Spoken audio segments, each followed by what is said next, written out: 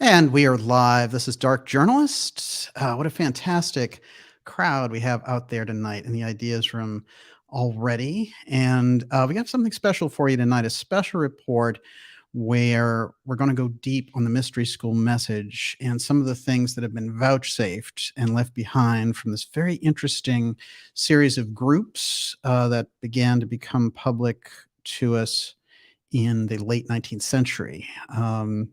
It's going to be a very interesting dive, particularly into the character of J.G. Bennett, as he is the last in the link of that particular mystery school chain, stretching us back all the way through Theosophy, Anthroposophy, and the Fourth Way schools.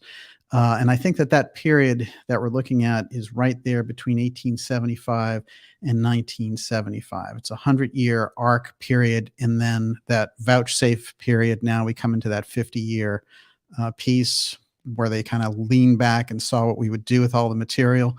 And there are these predictions that are laid out there in relation to the mystery schools and what they expect from us and expect us to go through in the 21st century. And that's going to be our major focus tonight. We don't have the lovely Olivia tonight, but she'll be coming back when the X series comes back on July 29th. But we have some very exciting interviews and special reports for you in the meantime. And also we have Groovy Bean out there in the Ideas Room and also Gigi Young. It's great to see everyone. Tonight is particularly interesting because we've been, before we get into all the deep material around the mystery schools, I want to say a few things are coming up around the UFO file and a lot of the research that we've done in relation to this. And it's coming in through government sources, which is never a good sign. Actually, it's about the worst that you can get with it. And one of the things that I think is particularly bothersome is that they have this character out there now, Mike Gallagher. And they're using Gallagher instead of Rubio. I think that they started with Rubio, and really Rubio had his hands on that whole, we have a UFO threat and we need to deal with it with a big UAP committee and all this kind of stuff, and always going on the military aside from this and pretending like, oh, we just discovered this thing, we'll have to figure out what it is, when they have 75 years of this material. I think this is a crucial time because what they're doing is they're using this mechanism of the National Defense Authorization Act, which is what they used to get all the emergency powers through the 9/11 emergency powers, which we still are living under. And that's suspension of the Constitution, the introduction of Northcom, which we didn't have before the September 11th attacks. So they accomplished quite a bit with that and the setup after the fact, whether you believe that we were really attacked by terrorists or something else happened. The introduction of Northcom has severely limited privacy rights in this country. And that's something very important for us to watch because it's Homeland Security, DHS with its 250,000 burgeoning bureaucracy or theocracy, as it were, that is coming into your living room now and saying, hey, we're going to handle the UFO thing and we're going to actually cite and punish amateur interest groups. That comes straight out of Congress, if you can believe it. But on the other side of it, they have this Gallagher character, and Gallagher is somebody who's been slated for this, I think, just by his age. They think that they can reach a millennial audience much the same way they were doing that whole thing with Tom DeLonge and all the rest, which we exposed over 4 years, and finally everyone got it. But this is interesting to me because Gallagher went on a radio program and a couple of podcasts right after the congressional hearings back in May, and he starts coming out and saying, oh, maybe, there's time traveling aliens coming back, so what they're doing is they're mining well-known ideas in the UFO field, and they're adopting them for a narrative purpose. And one of the narrative purposes is a threat. The other one is, oh, hey, these wise elders are going to come back and tell you something. So this is very tricky in government hands because a lot of the stories that have occurred organically, and here they are trying to hype this thing into something else. So that's where we've been doing a lot of the coverage around the emergency powers and the continuity of government program, as many of you know. So I want to go to this article briefly, and we're going to jump in. Like I said, we'll do about 90 minutes tonight, and we'll pick up on questions next time. Although I'll try to sort of get in on the ideas room and throw around a few shout outs and comments. Great to have everyone here with us tonight. All right, House votes to make it easier to report UFOs. Hey, how about that? So suddenly they want this thing that they've imposed through the CIA, that is the punishment of anybody who talks about it, through the X-Protect groups, whose reputations they would destroy. Any UFO researcher who came forward and said anything about this on the government side, they just get rid of them. Usually in the form of discrediting them, sometimes with very lethal force, going all the way back to the 50s and the Morris K. Jessup stories and so on. But here's the story. House votes to make it easier to report UFOs. This legislation may open the floodgates, said a former Pentagon official. Gee, I can guess who that is. That's Lou Elizondo hanging out back there trying to time the release of his book with this action by Gallagher in Congress. I think that Elizondo, who's a CIA agent who masqueraded as a whistleblower, and he comes out and, he locked into this whole disclosure realm and try to pretend that he was disclosing all these things when one after another of the things that he brought forward have either been proven to be outright lies or him, fudging the facts dramatically. And a number of people have exposed it over the course of time. Unfortunately, people who released it in the first place, like the New York Times and all that, got behind it. And so we're stuck with him floating around things like Fox News and CNN, pretending to be an authoritative source. So if you want UFO experts, it's pretty skimpy the way that they handle it on the media side. You're going to wind up with Jeremy Corbell or Louis Elizondo.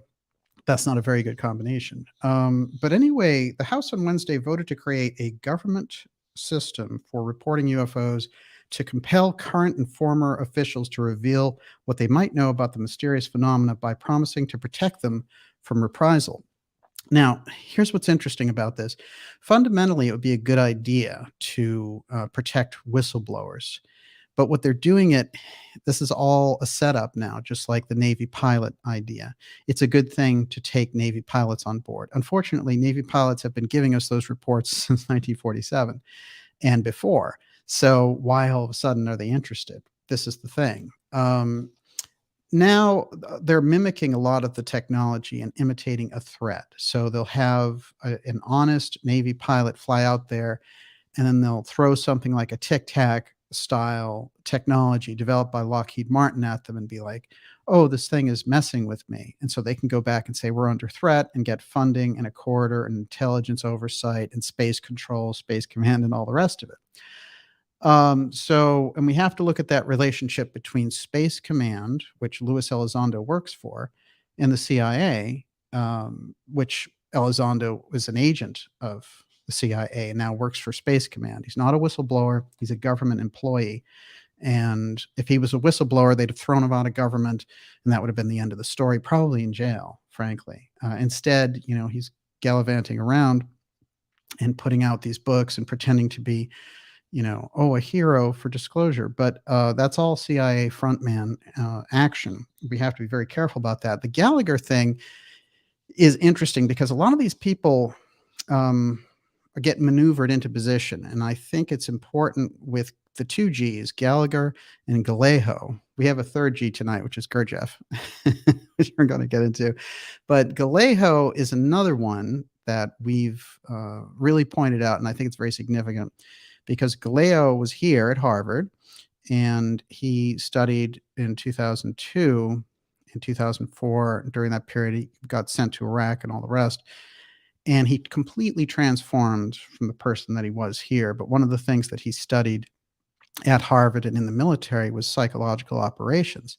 Now, if you're in the military, good. You're going to need people who do psychological operations. There's nothing wrong with that on the face of it.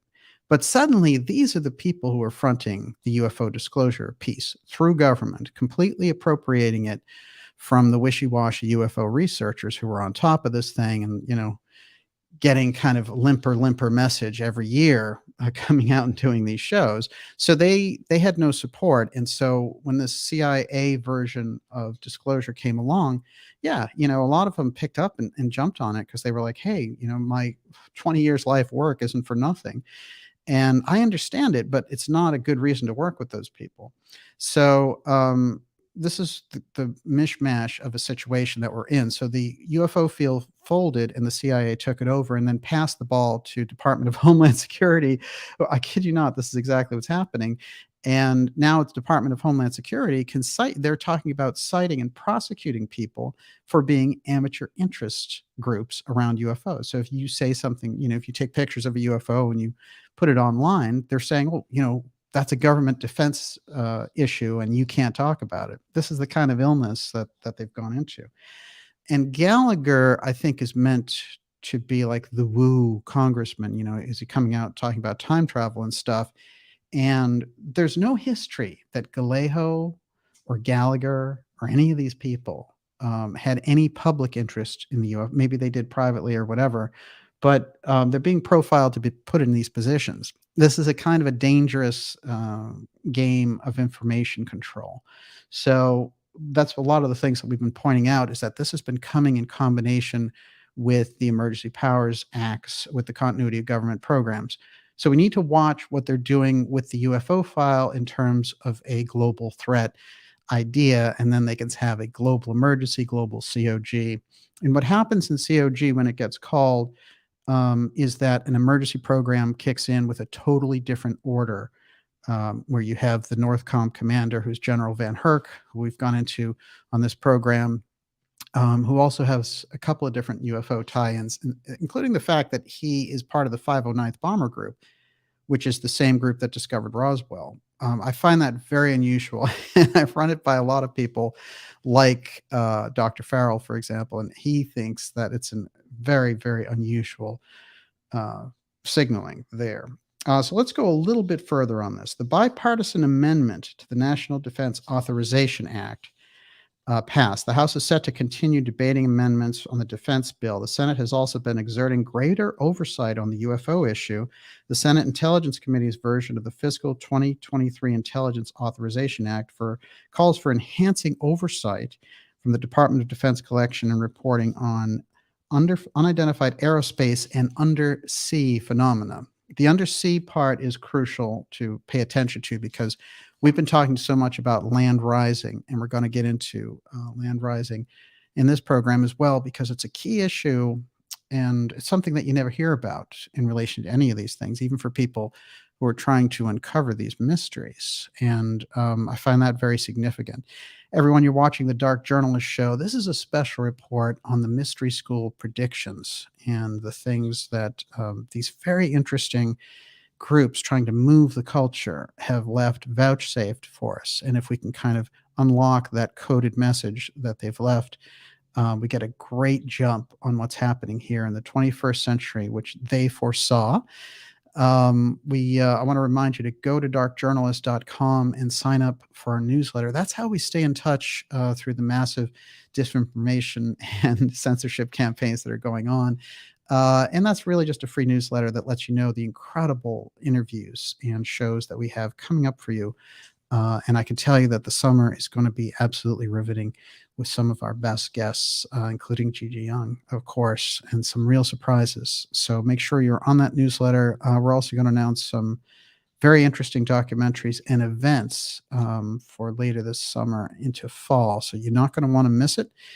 And I'll say one other thing about, censorship, but when it's on this kind of overdrive, and we've seen it, in relation to the medical stuff, it just went completely off the charts. And yet now so many of the things that they were blocking, we know are coming out even in mainstream channels, that there was a lot of things that they didn't include as part of the background on all the, hijinks around the COVID op stuff that we've been watching. But as I've repeated on this program before, if you thought the COVID op was something, just wait till the UFO emergency op. That's the one that they've got building up there in the background. Okay, so there's a lot here, and probably at the end of the program, I'll get into some of this UFO news. There's another thing about cosmic landlord cuts otherworldly checks to DeSantis.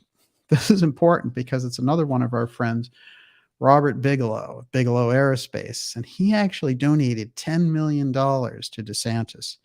So what is he looking for? What's going on there? And how much are these guys trying to influence the next president to be, disclosure spaceman? Well, in the case of Bigelow, it's a very deep story there. He deserves his own episode for being involved with Skinwalker and all the rest of these UFO things. And of course, the ATIP, and which is a program that didn't exist, and OSAP and all this kind of thing. But Bigelow right in the middle of all this. And basically, this is a guy who develops hotels, lodging, as a millionaire and, a billionaire, somebody really deep in the whole system of finance. And his idea was space tourism, space hotels. So he was going to be well perched for that. But he's somebody who's come off over and over again, very, very deep in his interest. He went on 60 Minutes and said, oh, yeah, I think there were aliens. And, I think there was a firefight with aliens in South America and things of this nature. Well, he was close personal friends with Senator Harry Reid, the late Senator Harry Reid. And Harry Reid, of course, being the Senate Majority Leader for Nevada, this is a guy who controlled everything about Area 51, certainly wasn't interested in anything like disclosure. So we have a lot of threads there, but what's interesting about the article is it says the amount exceeds the total combined contributions received this year by both of the Democratic gubernatorial candidates. Las Vegas space entrepreneur who is financing afterlife and UFO research, believes aliens walk among us, has given an astronomical sum to Florida Governor Ron DeSantis political committee, $10 million. Think about that. That's just for openers, folks. Just wait till those black budget floodgates fly wide open. But the question is, what do they expect in return? We know that both sides, whether it's Trump and the Space Force, and I'm sure DeSantis would pick up that mantle, they want to control and contain the UFO file back under presidential control. And right now, it's existing in a really strange corridor of public-private interests, and that's the intelligent aerospace corridor. And with things like the Space Force and with different programs that have been put forward, I mean, Trump's Space Force was really saying, I now control the UFO file because I've defined space as a military objective, so give the UFO threat thing to me.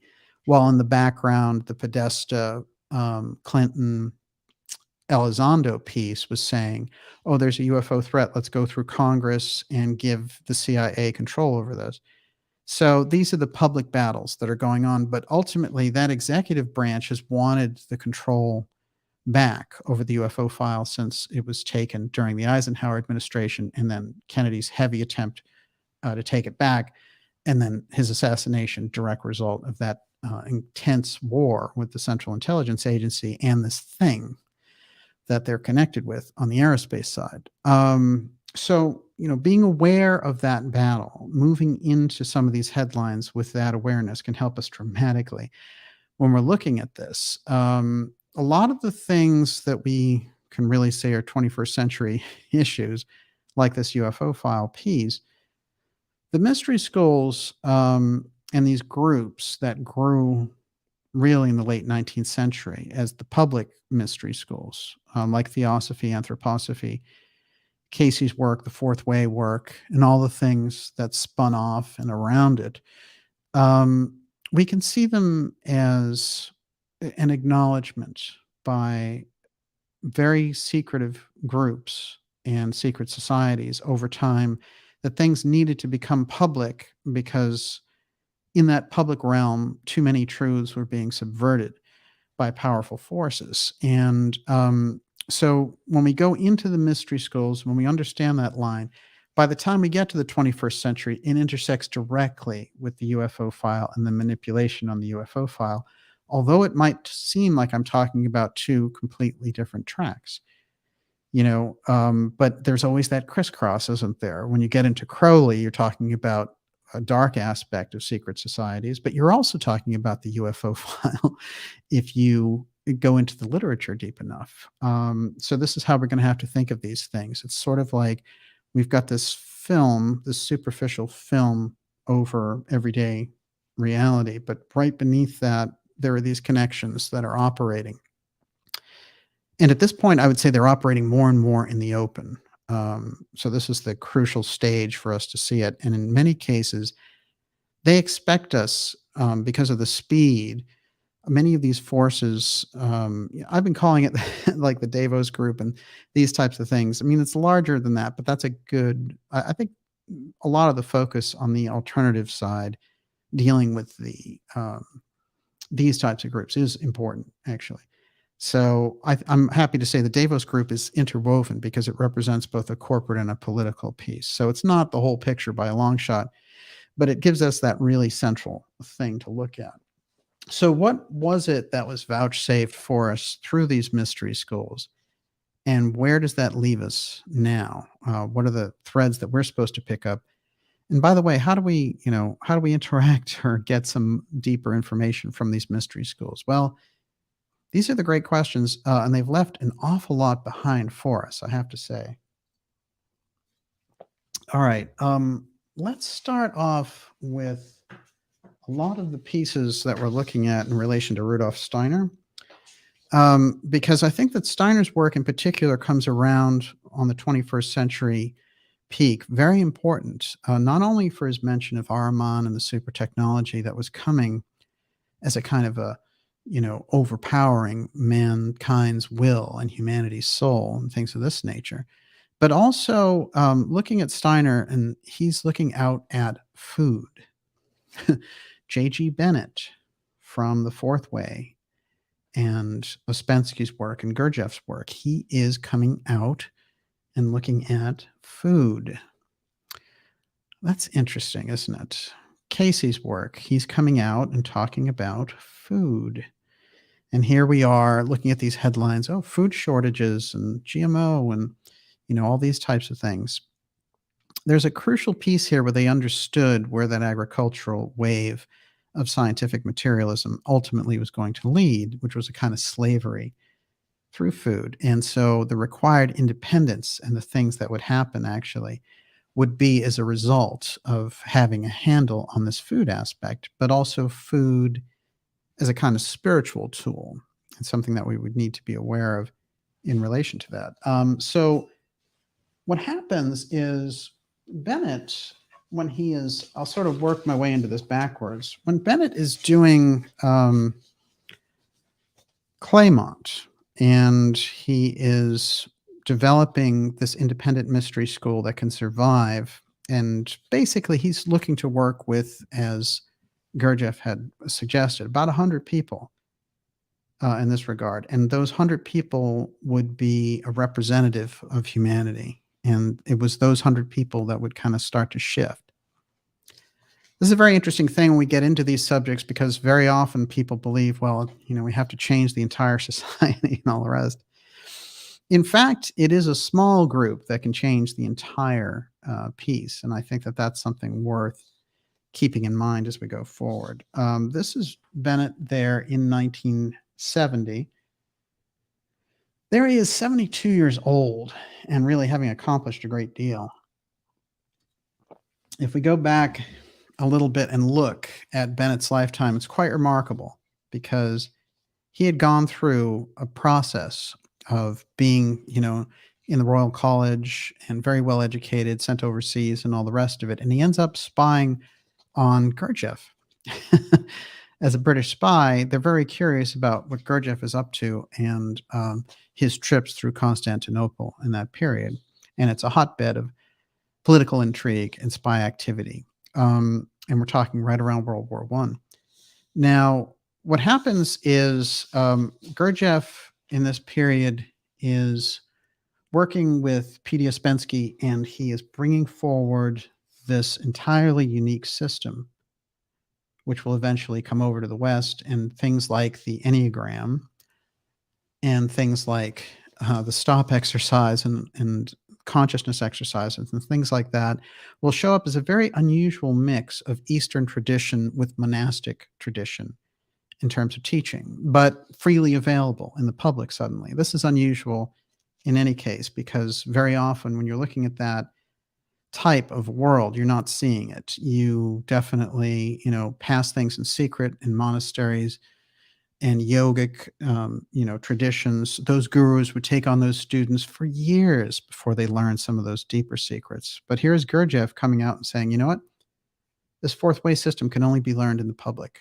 And this is something which you need to understand. And you really need to take a look at how you can only do the fourth way under public circumstances. You can't go away to a monastery, and you can't go away, to a mountaintop. And so you have to do it right in the center circumstances that you're in. You have to kind of keep your job and your home life and all the rest and just work it out through there.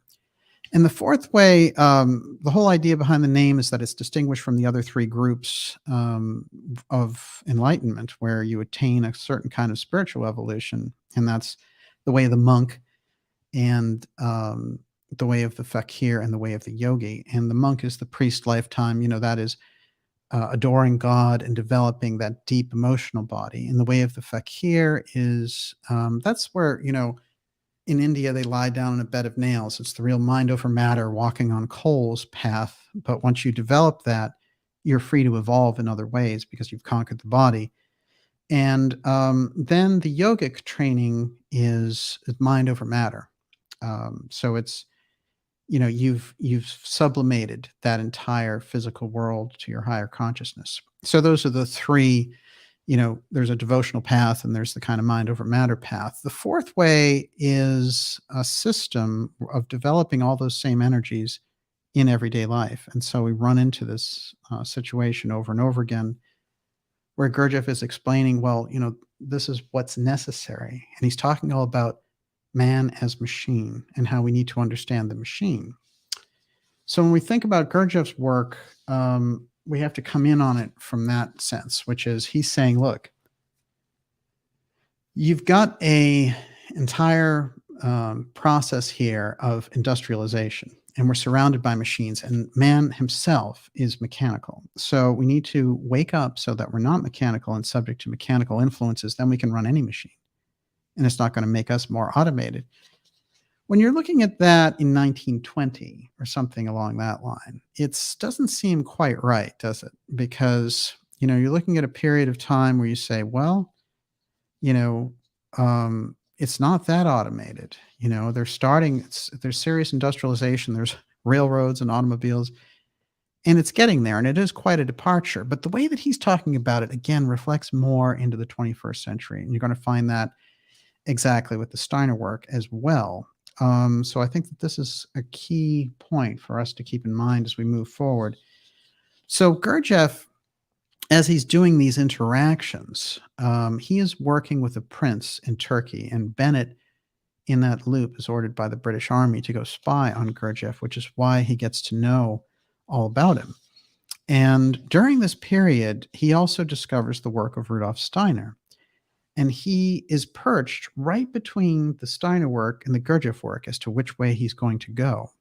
And that's an interesting thing when we get to Bennett's later life, as the kind of hub of the whole situation, trying to draw all these different traditions in, like Subud and the Gurdjieff work and the Eastern yogi kind of tradition, all into the work that he's doing. We can see early on that he's given a lot of very interesting options. He works with Ospensky, he works with Gurdjieff, and he's about to work with Steiner. So I think that Bennett becomes a very important person as a foundational figure for the kind of work that we're talking about in relation to this. But it's Gurdjieff's work that he's interested in. This is what we're talking about. And when we look at Gurdjieff, we really have to say that this is somebody who's coming out of a mystery school. In this case, the Sarmoon Brotherhood. And the mystery school is part of the Western mystery school tradition. So it's not part of the Eastern tradition, although it has those influences. It's definitely got that Western push, just like Rosicrucian aspects in the Steiner work. Whereas Theosophy really does shoot to the Eastern side. Gurdjieff's really part of that Western tradition, and it's the hidden tradition that's been kept underground and split up many, many years.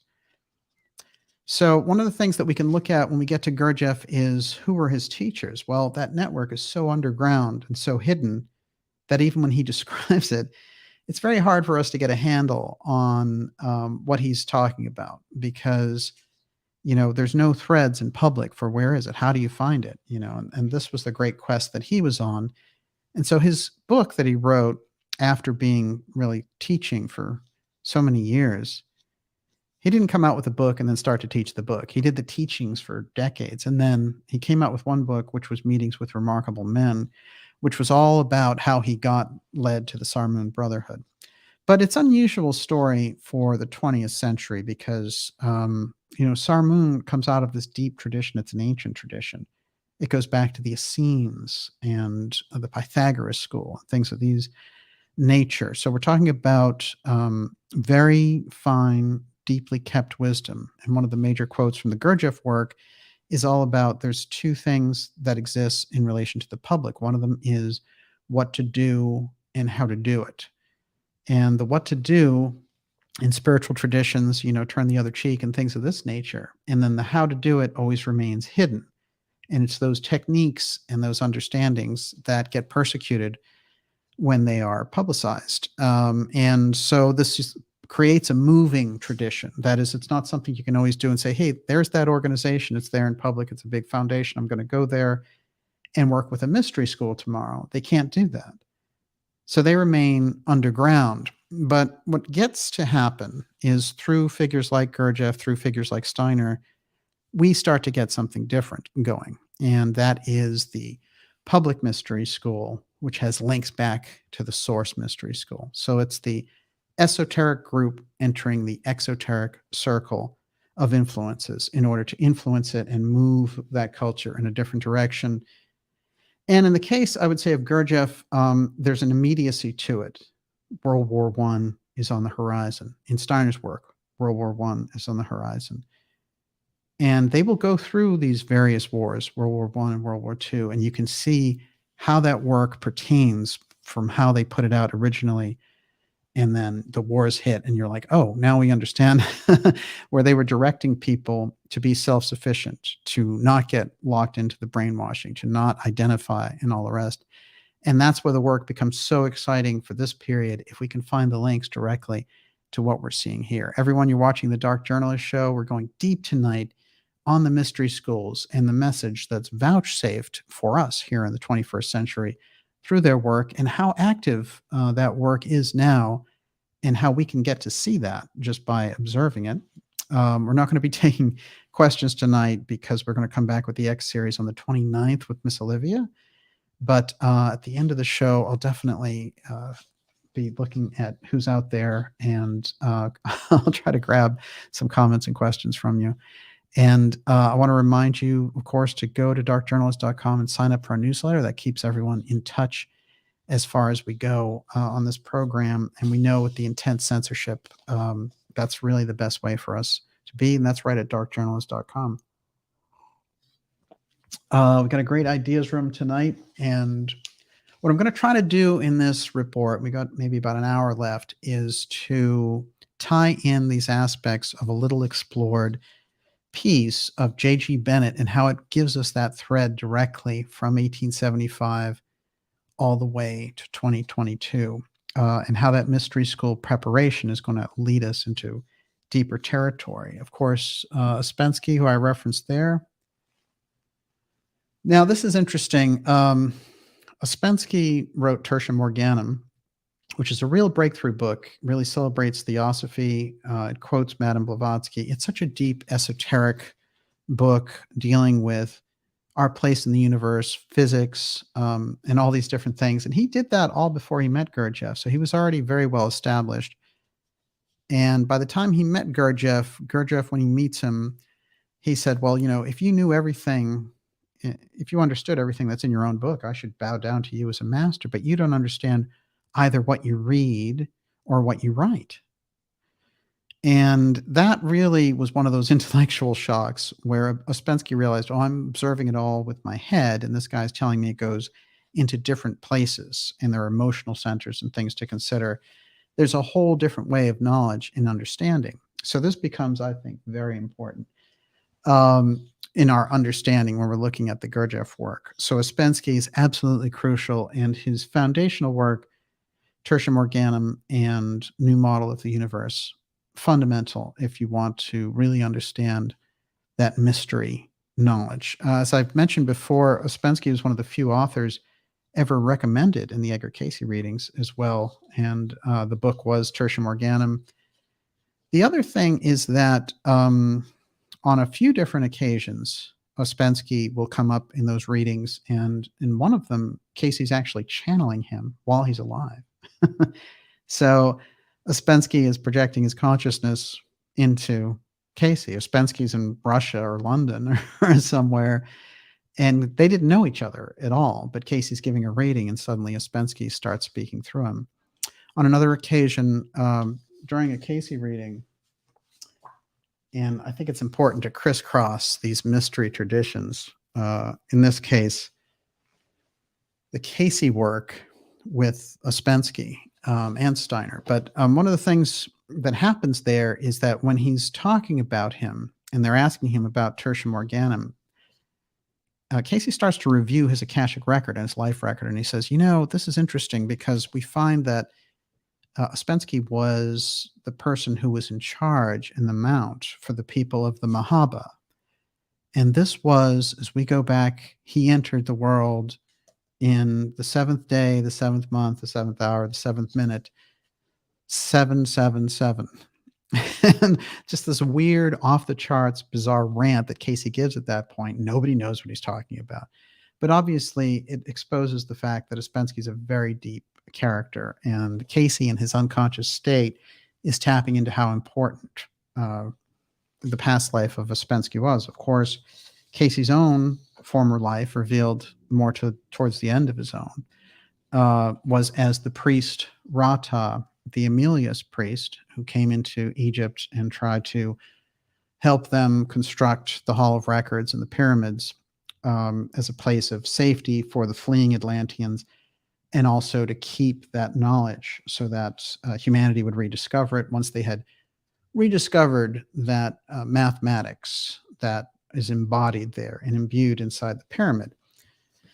These are very important pieces because we have to understand how those schools speak to us. So when we think about a place like Notre Dame or the Great Pyramid or the Sphinx, embedded in it geographically and geometrically are principles that are spiritual, mathematical, and it is in this language and in these different ways that we are understanding that message, not so much as just interpreting their actual physical language, which over the course of 10,000 years can change dramatically.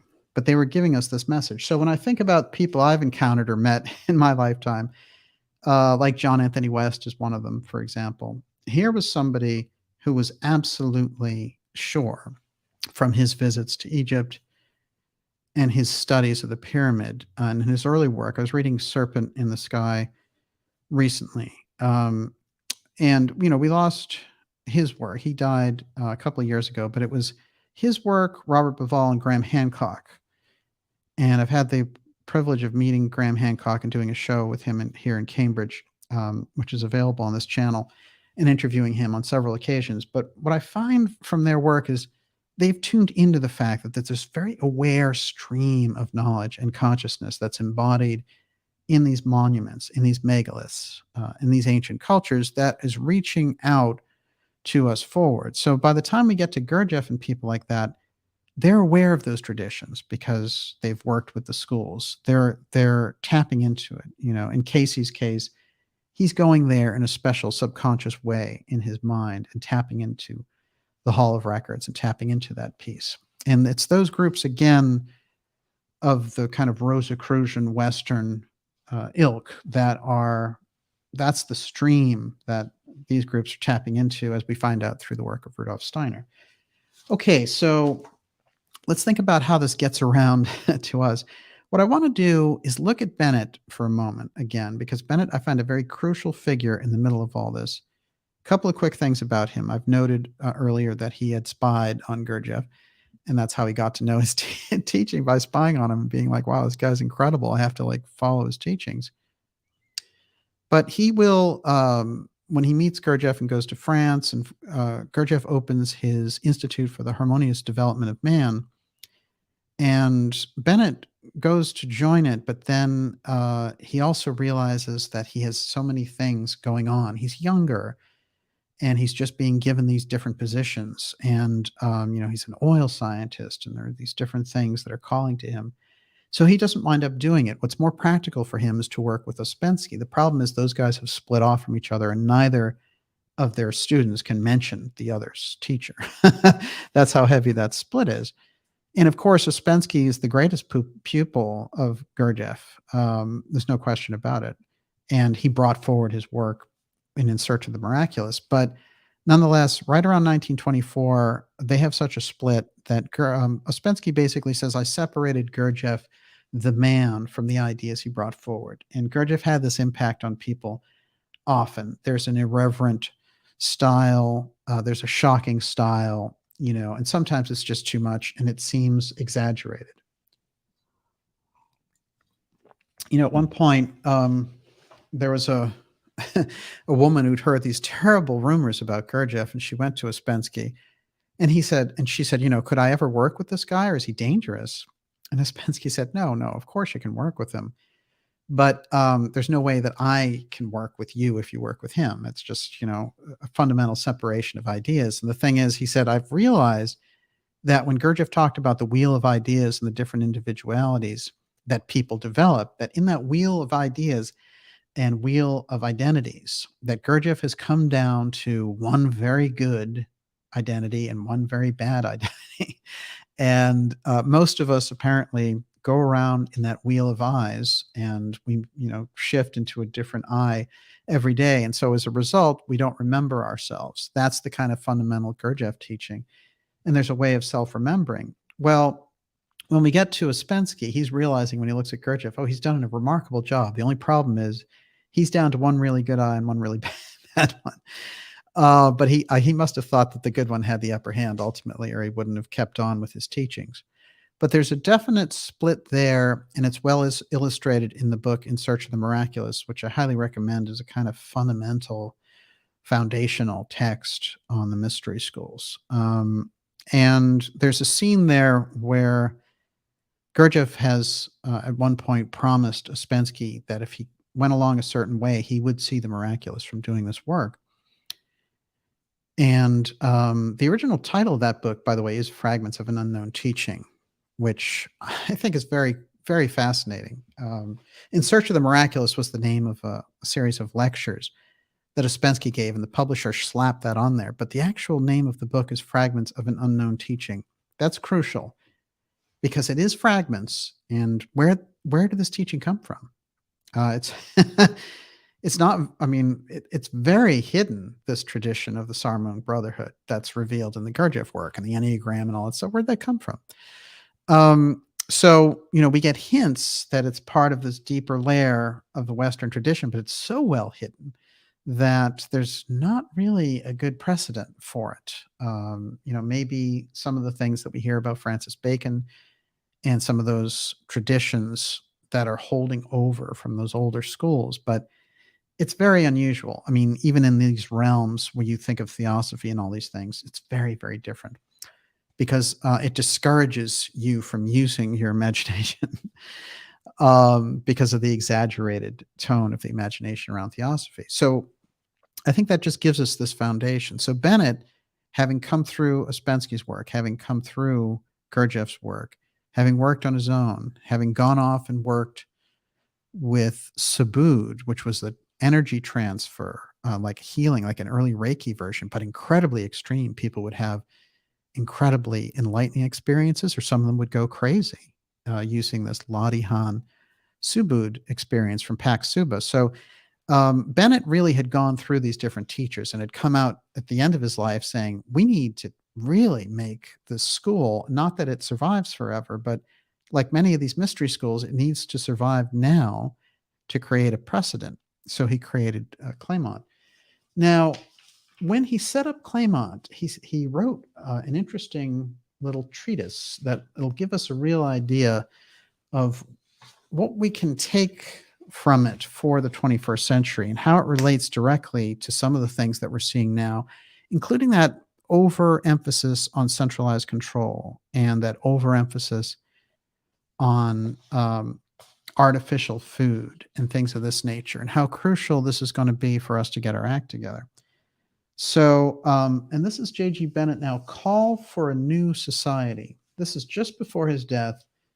And he has set up a group in West Virginia using, again, these Gurdjieff exercises. And he's really he's going for it. He's like, you know what, I'm going to create a fourth way school directly as Gurdjieff kind of envisioned, and we're going to go for it. So that's what he does. He has earlier attempts with this, including Sherborne and Coombe Springs, which are earlier archetypes of this. They're not quite ready. And I think by the time they get to Claymont, it's really something special. And unfortunately, he passes away shortly after he founds it. But Bennett, Call for a New Society. Let's see how this kind of resonates with the period we're in. Everyone, you're watching the Dark Journalist Show. We're going deep here on the Mystery School message. We're going to go for about another 45 minutes. And this is more about the Mystery School prophecies and how it relates directly to the period that we're in through the figure of John Godolphin Bennett, who was the student of both Gurdjieff and Ospensky. All right. And some of you Bennett followers I've met and spoken to. It's remarkable. It's great, the kind of impact. Whenever I've spoken to those people who work directly with him, the impact that he had on them, you can still feel that essence when they're talking about it. And it is remarkable. And I did study with a couple of different Bennett groups over time, and Gurdjieff groups and Ospensky groups. And my impression, it's been a long time, but and I was really young, but my impression was that the people who are drawn into that work generally are looking for something remarkable, and they would get together in small groups to study the ideas, and that study level can actually breed some very excellent results, I would say. So sometimes people will write to me and be like, well, what, kind of worldwide mystery school should I join? Or someone else wrote to me and said, I think I'm in this mystery school right now, and but the thing is that that's not the way it works. The mystery schools are very unique, and the things that you're talking about are study groups. Because it's very hard to find the actual mystery schools. And then beneath them are lesser schools, arcane schools, and then public study groups and private study groups. So it's, the ring of influence, I would say, in general, is public or private study groups. That's what we tend to run into in the run of everyday life. It's very rare to run across a mystery school. So if somebody is coming out of a mystery school, or saying or thinking that they're in a mystery school, I would submit that you're probably in a private study school or in a school of study or a group study, which is great because it's developing an influence, a magnetic influence. But mystery schools, like if you were in a mystery school, you'd know it. Your entire being is transformed just by being in the presence of that environment. But certainly the public mystery schools like the Gurdjieff teaching and the Steiner piece, the overhang is there, the influence is there. If you've ever gone to the Cayce Foundation, I don't expect the Cayce kind of psychic power is there at the ARE, but I see the influence, it's almost like going to the presidential library in a sense. So that's how I would think about it. They're public versions of these schools, but the actual schools are very deep, very secret tradition and sacred tradition. So it's not the kind of thing that you run across. And I think that part of the Gurdjieff work, the idea was, hey, you're going to run across it in everyday life. The fourth way is you're out there in the public. It's not hidden. Okay, J.G. Bennett, Call for a New Society. Progress and self-perfecting is not automatic. It requires use of the right methods and the determination to persevere against all discouragement. Very few people can achieve it alone, and for this reason, schools of wisdom have existed from time immemorial to provide instruction and to create environments in which all can contribute to the common aim. Now, schools of wisdom is another name for mystery schools. It's the same exact thing. Although such schools have always been present, they are little in evidence except in times of crisis and change. This is crucial. We're in that crucial change crisis period, and therefore the mystery schools may again make themselves public for a while. Crisis and change, when they extend their activities to enable more people to prepare themselves for the task ahead. We are now in such a period, 1974, okay? And more people are looking for methods and guidance to help them with their own problems. They wish to be of service, but can only too plainly see only too plainly that things have gone wrong for lack of know-how. How many times have we seen that in the group? And are afraid of doing harm where they mean to do good. Sensible people are acutely aware that something has gone wrong with humanity. Many of us are. Our present society, based on great institutions that control economic resources and political power, tend to strengthen the materialistic and egoic sides of human nature. We need a new kind of society in which concern for needs of others and of nature as a whole will predominate over self-interest and fear. One obvious need for such a society, as we continue on here, is to change our eating habits so that the whole world can be kept from starvation. We need to be more self-sufficient and less dependent upon vast inhuman organizations. All agree that the world is facing a food crisis, though few admit its true gravity. The artificial stimulation of agriculture by mechanization and synthetic fertilizers is impoverishing the soil. This is exactly the issue that we're facing. There is a developed and undeveloped countries alike in a flight from the land that cannot be reversed unless life on the land is made exciting and rewarding as it was in ancient times. Now here he is endeavoring to say, look, food is fundamental, and having that self-sufficiency is crucial, because if you have these corporations and these political structures controlling the food supply, they can increase it or decrease it to whoever they want to. And if you're a dissident, shut off your digital wallet, you can't eat anymore. So this is where, Catherine Austin Fitts is fond of that statement. And if they don't want you to eat pizza, then you're not going to eat pizza. This is exactly the echo that Bennett is getting at here. And remember, he studied society from all different angles. This wasn't somebody who was just, sort of floating around trying to get into different New Age teachings. This is a guy who worked with some of the top teachers directly from the mystery schools, including Gurdjieff. But he's also somebody who worked in political circles. He worked with oil geology. He worked in top corporations and in the military. So this is somebody who understands all those different facets quite well. And he's putting this together and giving us this message of, like, fundamentally, when it boils down to, is food becomes a crucial aspect. Let's go deeper. It is typical of great institutions to ignore the human factor. Unfortunately, even in small societies, concern for the general welfare is paid lip service rather than readiness to make the sacrifices that are needed. Unfortunately, concern for others can be translated into effective action only by those people who are working for their own self-perfecting. Only people who sincerely wish to give rather than take, to overcome their own weaknesses rather than exploit the weaknesses of others, can create a society that will survive in the hard times ahead. The hard times themselves are a necessary factor in self-perfecting. There's one reason why schools of wisdom, mystery schools, can become active when mankind is approaching a time of crisis. The task ahead is now very clear. We must demonstrate that communities engaged in food production can provide a really good way of life. This calls for a new kind of society. We believe it can be created from small beginnings. The term fourth way school was used by Gurdjieff to distinguish the type of society we're creating at Claymont. A school of the fourth way exists solely to carry out an allotted task and to train people for this purpose. The task of Claymont is to demonstrate that a predominantly food producing society can enjoy fully satisfying conditions of life on all planes, physical, intellectual, and spiritual.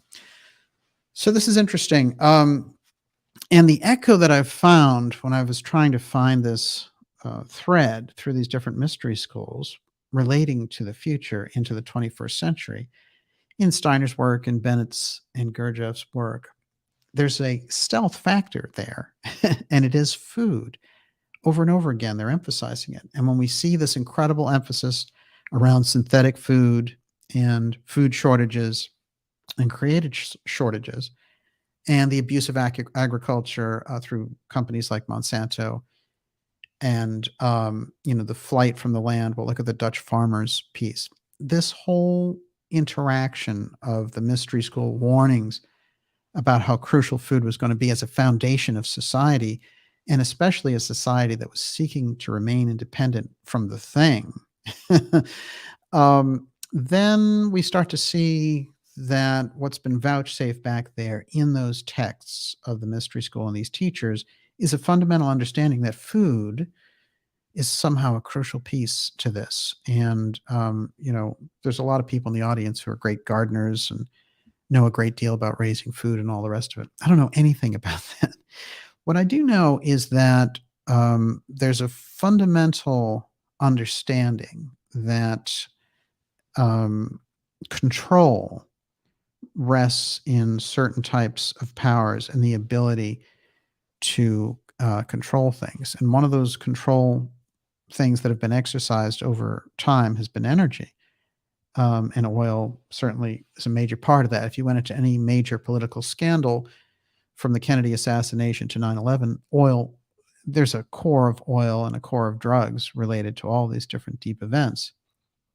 So when we study and when we look at these groups trying to create, and not the mystery groups, but the political groups that are sowing chaos in the world, what they're trying to do is create a kind of currency using food.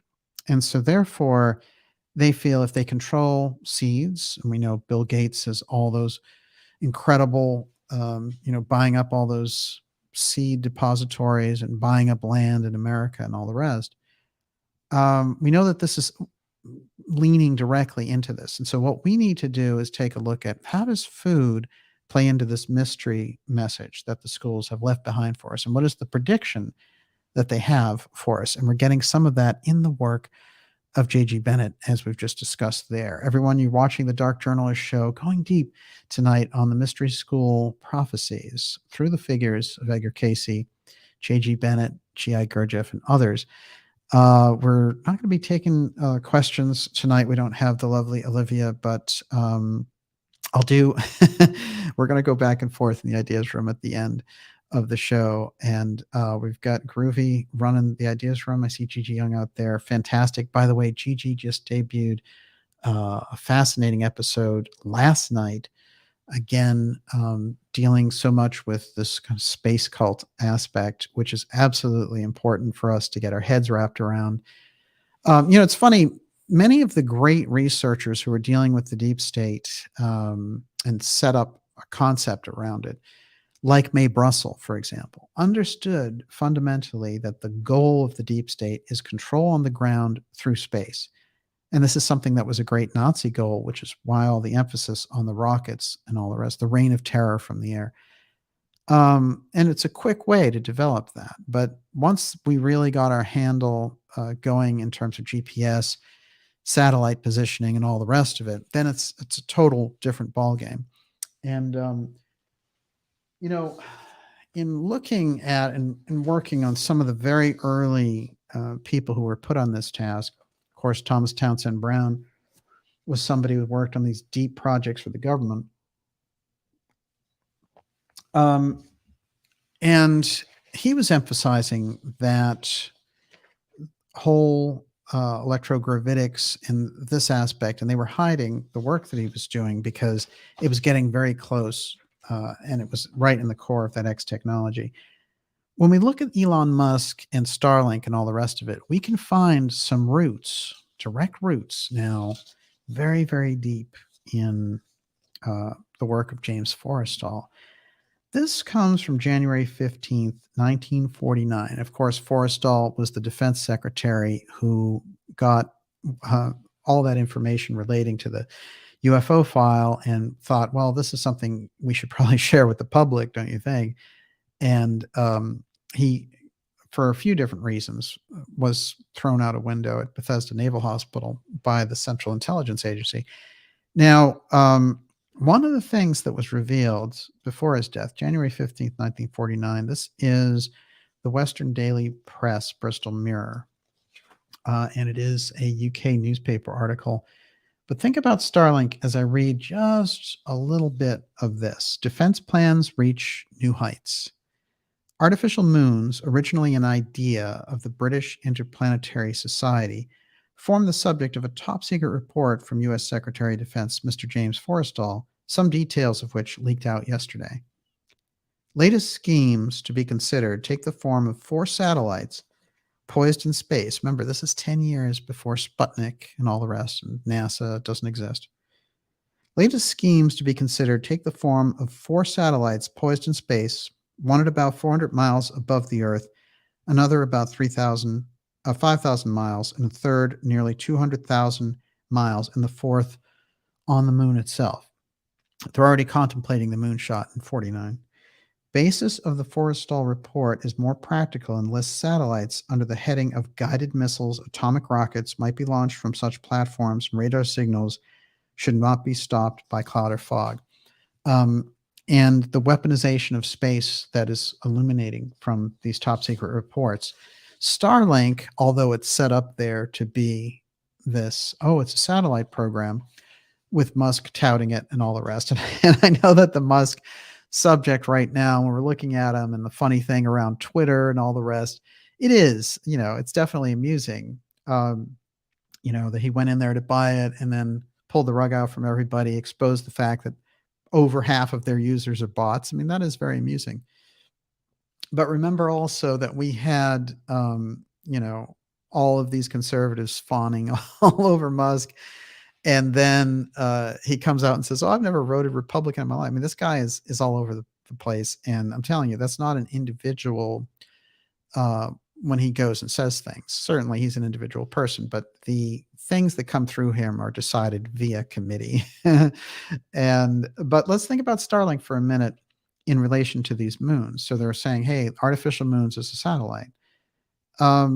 So this is 49. Now we go some 70 years later, and here's Musk doing pretty much the same thing, but they're contemplating it with a military purpose back here. And the idea is the cover for the Musk program with Starlink satellites is, hey, everybody's going to get internet. But what was the first thing he did once he got that whole ring of satellites up there? He offered it to Ukraine in case they shut off. Their internet got shut off, involving the United States corporation in basically an act of war in the Russian-Ukraine war. So, making these threads, tying these threads together from what is military use, what goes through the corporations now, why there's a 50-year shutoff of the moon program, landing on the moon in 1972 and not going back. How do you not go back for 5 decades and then start talking about, hey, Artemis?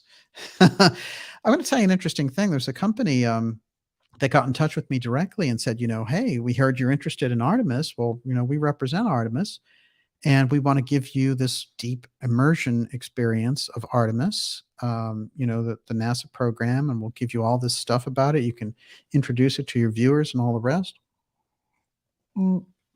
These guys are hard at work converting people around this Artemis idea. And I'm all for space exploration and the idea of peaceful space research. But the idea of war in space is a complete abomination to everything about our space program and the way it was set up.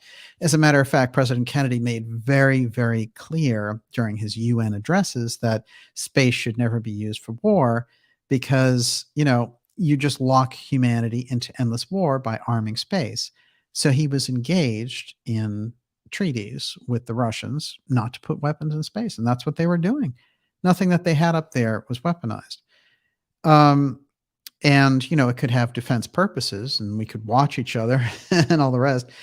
But then you get into another period of time into the 80s with Reagan, and they're talking about putting space weapons up there as a defense against nuclear weapons down here and sharing the technology.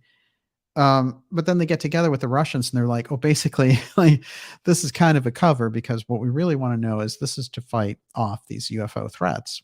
Because what they're doing at that time is they're feeding Reagan really hardcore data that could look like a UFO threat. No question about it. So this is the interesting thing about our understanding about space and why we're in this kind of quantum situation, looking back here at the mystery schools and this period of time when these things are happening. What they're doing is they're envisioning us throughout these different eras coming up, and they're trying to figure out what kind of tools can we leave on the ground for these people to work with. And one of those threads, certainly that deeper understanding about space. But the thing that I was finding over and over again was food. And so this kind of got me thinking about what was it that they were trying to imply. And when we see the current headlines the way we do, there's one stretch of what they've left us, and we see all the headlines about famine and food shortages and all the rest. But what's the other one? The other one that we're seeing now through Congress people and Elizondo and Mellon and all these different people is the UFO threat, which is also something that's the thread in the mystery school. So it seems that the mystery school paradigm, the thing that they've left, the kind of message, is relating directly on one end to food and something that we're supposed to do or recognize about food and space. So, there's a theme in here. And I think, that Noah's Ark piece that we did in the last X series episode starts to get into that. Everyone, you're talking very, very deep tonight on the subject of the mystery schools and the message that they've left behind. It's great to be here with you on this special report. I see a lot of familiar faces out there, and things have been just off the charts recently with all the wild things going on. The resignation of Boris Johnson, Mario Draghi, and the Sri Lankan leader. That is quite a switch up. I expect to see more. Too bad Zelensky wouldn't quit while he's had it. And so we're looking at a number of these real shakeups here that are going on very quietly in the background during the summer. And we just know that we're in this crucial period, and it's sort of like a lull before the next storm. We've had certainly major storms here over the past couple of years. But now in the summer, they're kind of moving into this setup. And I think it's very good for us to tap into that wisdom and the things that were preserved in these groups as they faced different earlier versions of wars. And I want to be clear that it's not that we need to go back in order to go forward. What it is really is that we need to adopt the things that were left behind for us and adopt them for the times that we're in. The principles work throughout history, but the methods change, of course.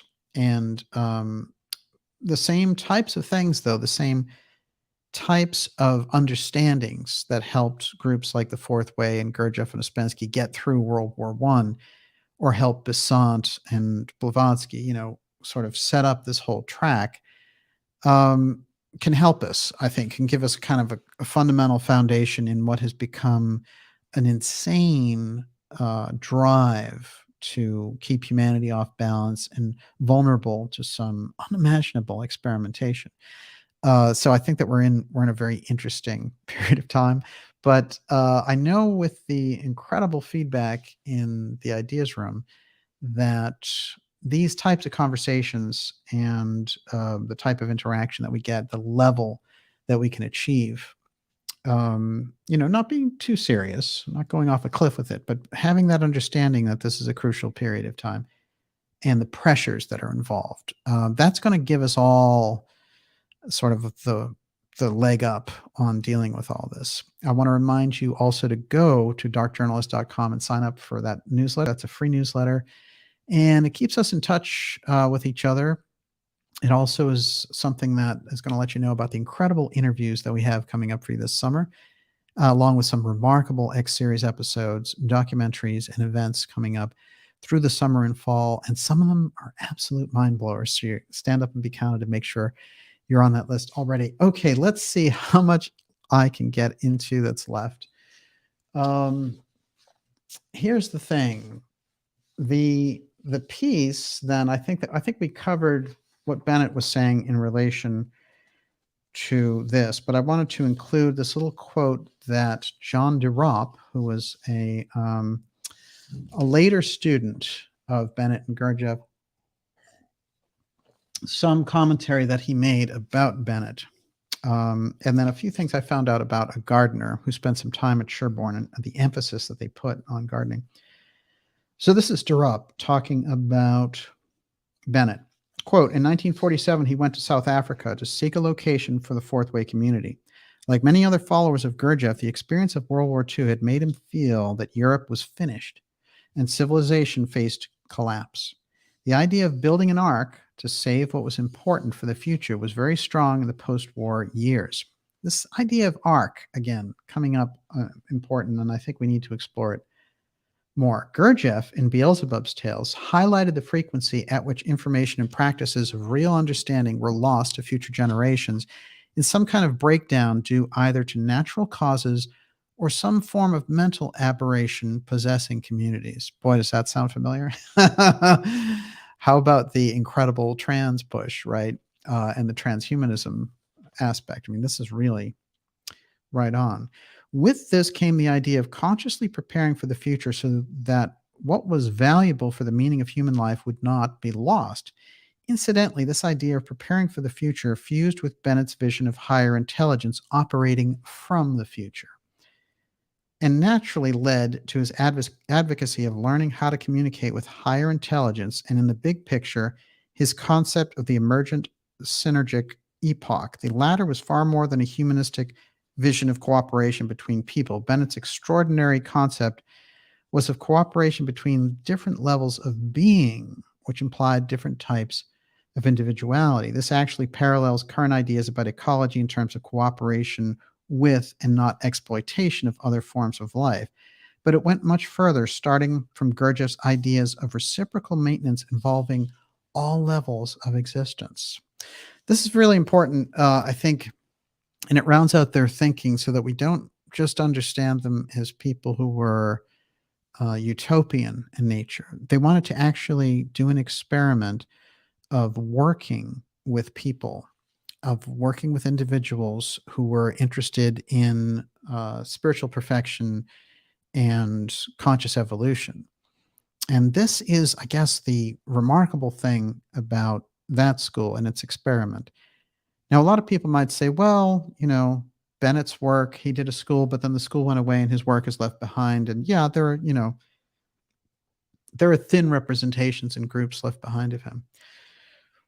Bennett is not somebody who wanted a big legacy of these organizations left behind. His understanding of the Fourth Way schools and the way that they operated in public, again, small public mystery schools that would plant seeds, come out and do things, and then withdraw. This is exactly what he's done. But these groups then are groups of preparation. So they're kind of like public mystery schools in miniature. So, something like Theosophy maybe have worldwide members and growing, and Anthroposophy certainly. But in miniature, you'd have small groups of 100 or less working in these types of ways, developing these things and developing a network of these islands. This is what they were saying. The other key concept there that I think is fascinating is Bennett is looking and saying there's a future intelligence communicating directly back. This is a much better form of time travel, in my opinion. It's a connection. It suggests a connection, just as they had a connection with us. So there's Bennett writing in 1974, a call for a new society. And here we are in 2022 with that same rising to that same level of awareness. And the interaction is some 48 years apart, but there's some connection there into that fundamentally. Okay, a couple of quick pieces about land rising, which I believe is a piece of this and opens up the understanding. Again, land rising comes directly out of the Cayce work, and it relates directly to Atlantis rising. Atlantis being the continent that occupied the Atlantic Ocean, and its most advanced vestiges left over in the Bahamas before it sank. That piece was called Poseidia. The other two islands, after it had split off, were called Arion and Og. And Og is the South American piece that create the Inca civilization, and Aryan is the group that goes to the Pyrenees and is basically associated with the Basque culture.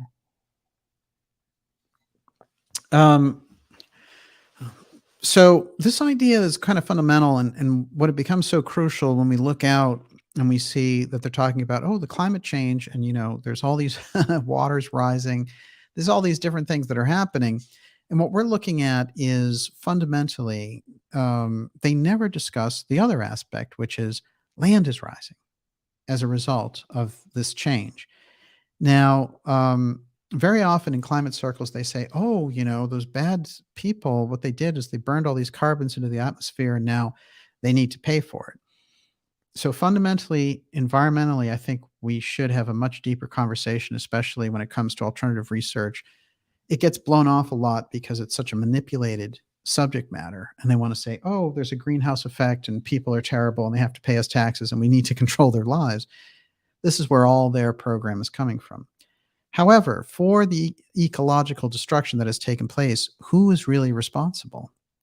It would be the corporations who are sitting there with billions of dollars on their balance sheet who have profited the most, and who didn't take into account when they were selling different products to people who are, after all, are just out there in a marketplace putting their money down, buying a product that they need to buy, whether it's an iPhone or something else. And, the corporations themselves, if they profited the most and they destroyed the environment and they sold those products to us, then it becomes a process that they need to engage in to clean up the mess that they've made by profiting so much by using unsustainable practices. In fact, it has little to do with the public, except that the public should drive the process of that modernization. Instead, there's this top-down thing that, hey, we can claim more control because there are issues and problems with the environment as a result of this. The food piece is exactly like that. The things that we saw go on with the truckers, for example, and so many of the strikes and using the emergency powers by Trudeau in a fascist sense, and really, tying up all their money and all that, is a prelude to bringing on what? Automated transportation. It's obvious. And that's why they have Musk out there with Starlink, because how do you control all that stuff? You need Starlink up there to do it. So these pieces go together quite well when you look at it. So what does that mean, though? If they're controlling not through truck drivers, but through automated means, who gets food and who doesn't, then it becomes a very different kind of world in that sense. And so we can start to see the whole picture as we're looking at it from the advance in technology and from the things that we're seeing on the surface. Everything that has a scandal wrapped around it at this point is something that they want to replace, whether it's involves medicine, whether it involves politics, whether it involves how we get things. Remember all those shipping containers that were just hanging off the end of the coast and couldn't get into America to deliver those goods? These are engineered crises, but for what purpose? Again, we need to go deeper into the purpose, not jumping immediately to what we think might be behind it, but to give it a good, very deep look at where that's going. But certainly and fundamentally, when they allow inflation to go to 9.1% as they have, that's the highest since 1981, when it was coming out of the Carter-fueled inflation, which was all about oil and the oil shortage that they had created because they wanted to have higher prices, and they intentionally left oil off the table so that it wasn't in circulation. It created gas shortages and the prices went up. That type of environment, when you go back there, the interest rates were 21%, the inflation rate was 14%. That was the kind of on the edge of a cliff before the Reagan administration came in. That is the inflation that we're seeing mirrored now. There's no reason in the world 40 years later that we wouldn't have that problem under wraps. So this is a created environment, and they're even creating it at a risk to their own political peril because, as we've seen with groups like Stepford Biden and Trudeau, they already know that they don't have the leadership ability via their following. They don't have over a 50% governing majority. They're under 30%. So they don't have a governing majority. So the only way that you can govern is through emergency powers. A food shortage is an emergency. The COVID thing, they were able to pass it off as an emergency. The trucker thing, it's an emergency. Continuity of government. Northcom takes over in the event of an emergency. The UFO threat, it's a global emergency. We need all this funding. Mike Gallagher, and Marco Rubio and Senator Gillibrand tying it to the National Defense Authorization Act. The UFO thing fundamentally doesn't have anything to do with defense at all. It would be a scientific endeavor, if anything. And they've been hiding and sitting on that work for 75 years or more, as we said. So much of this and so many of the things that we're seeing are smoke and mirrors. To what end and to what purpose? So we're getting a hint in that leftover piece from the mystery traditions as to where these things are coming from. And so the era that we're in is really unraveling all this. So what I want to do is cite a couple of examples in the early 80s about land rising. And just so we understand this is something that happens.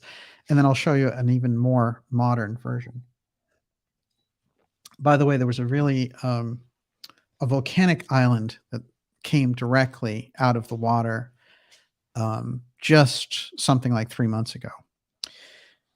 All right, let's get into a couple of these. This is from Earth Changes Update, which is a book that the Cayce Foundation puts out every once in a while. This one is actually from the 90s. But in one of the 1152 series of the Cayce readings, he says, in the next upcoming years, lands will appear in the Atlantic as well as in the Pacific.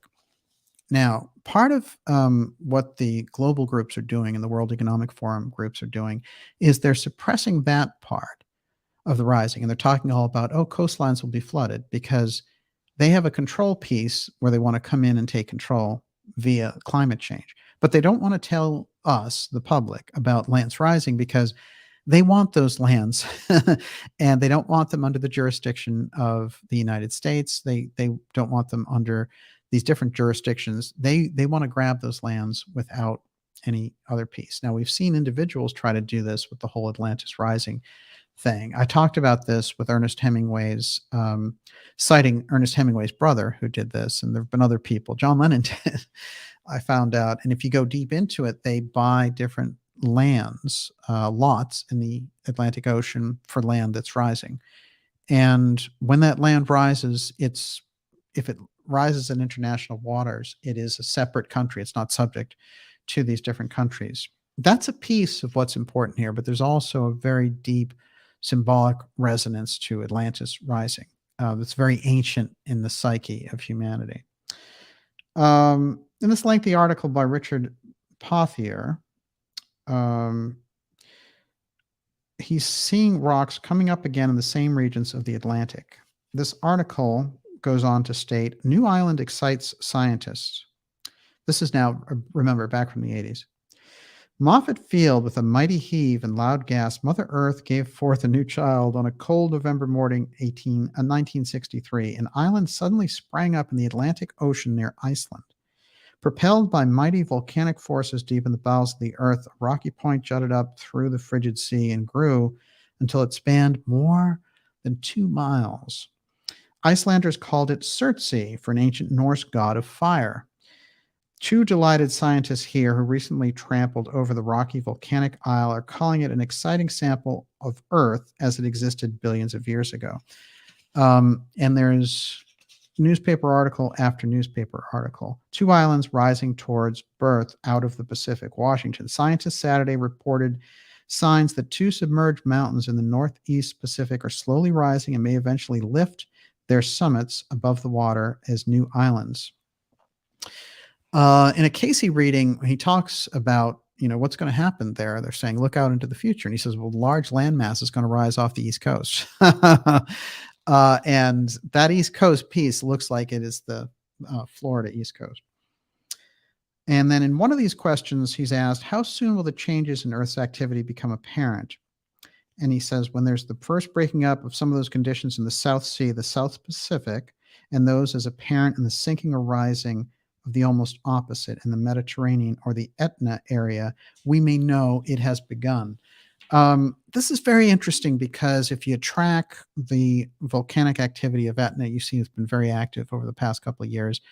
And the inundations, what kind of gives a hint for when the land is going to rise. One of the inundations that he talked about involved California and Nevada. So this is one of these things that was projected out there that he was seeing very clearly at the time. I want to, just for the hell of it, I was reading through a couple of Cayce's dreams. And some of these are so fascinating that I just, they are dreams. They're dreams he had while he's giving a reading. And this is very interesting, in my opinion, that Cayce had the ability to do this. Here he is. He's giving a reading in trance. And while he's giving a reading in trance, he's also having his own dream. But these dreams are very interesting when you go back and look at them. One of them is, as he reported it, this. It's pretty quick. I'd been born again in 2100 AD in Nebraska. The sea apparently covered all of the western part of the country. As the city where I lived was on a coast, Nebraska was on the coast. The family name was a strange one. And at an early age, as a child, I declared myself to be Edgar Cayce, who had lived 200 years before. Scientists, men with long beards, little hair, and thick glasses, Google glasses maybe, were called in to observe me. They had decided to visit the places where I said I'd been born, lived, and worked in Kentucky, Alabama, New York, Michigan, and Virginia.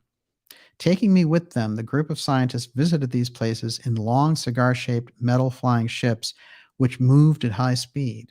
Cigar-shaped. This is very interesting. Here he's giving this 1930s dream. It's way before any of these UFO reports have hit. And we know how many of those cigar-shaped UFO reports will come up in relation to the UFO wave. But keep that in mind. Here he is talking already about it. Taking me with them, the group of scientists visited these places in long, cigar-shaped metal flying ships, which moved at high speed. Water-covered parts of Alabama, Norfolk, Virginia had become an immense seaport, and New York had been destroyed either by war or earthquake and was being rebuilt. Industries were scattered over the countryside. Most of the houses were made of glass. Many records of my work as Edgar Cayce were discovered and collected. The group returned to Nebraska, taking the records with them. It's a pretty interesting dream for a lot of reasons, just considering the kind of psychic ability that he had. And also later in that dream, he's walking around looking at this incredibly destroyed, blown out dystopian nightmare place. And he asked the construction worker, where am I? And the guy says, New York City. So something is there in his unconscious projecting forward and looking out.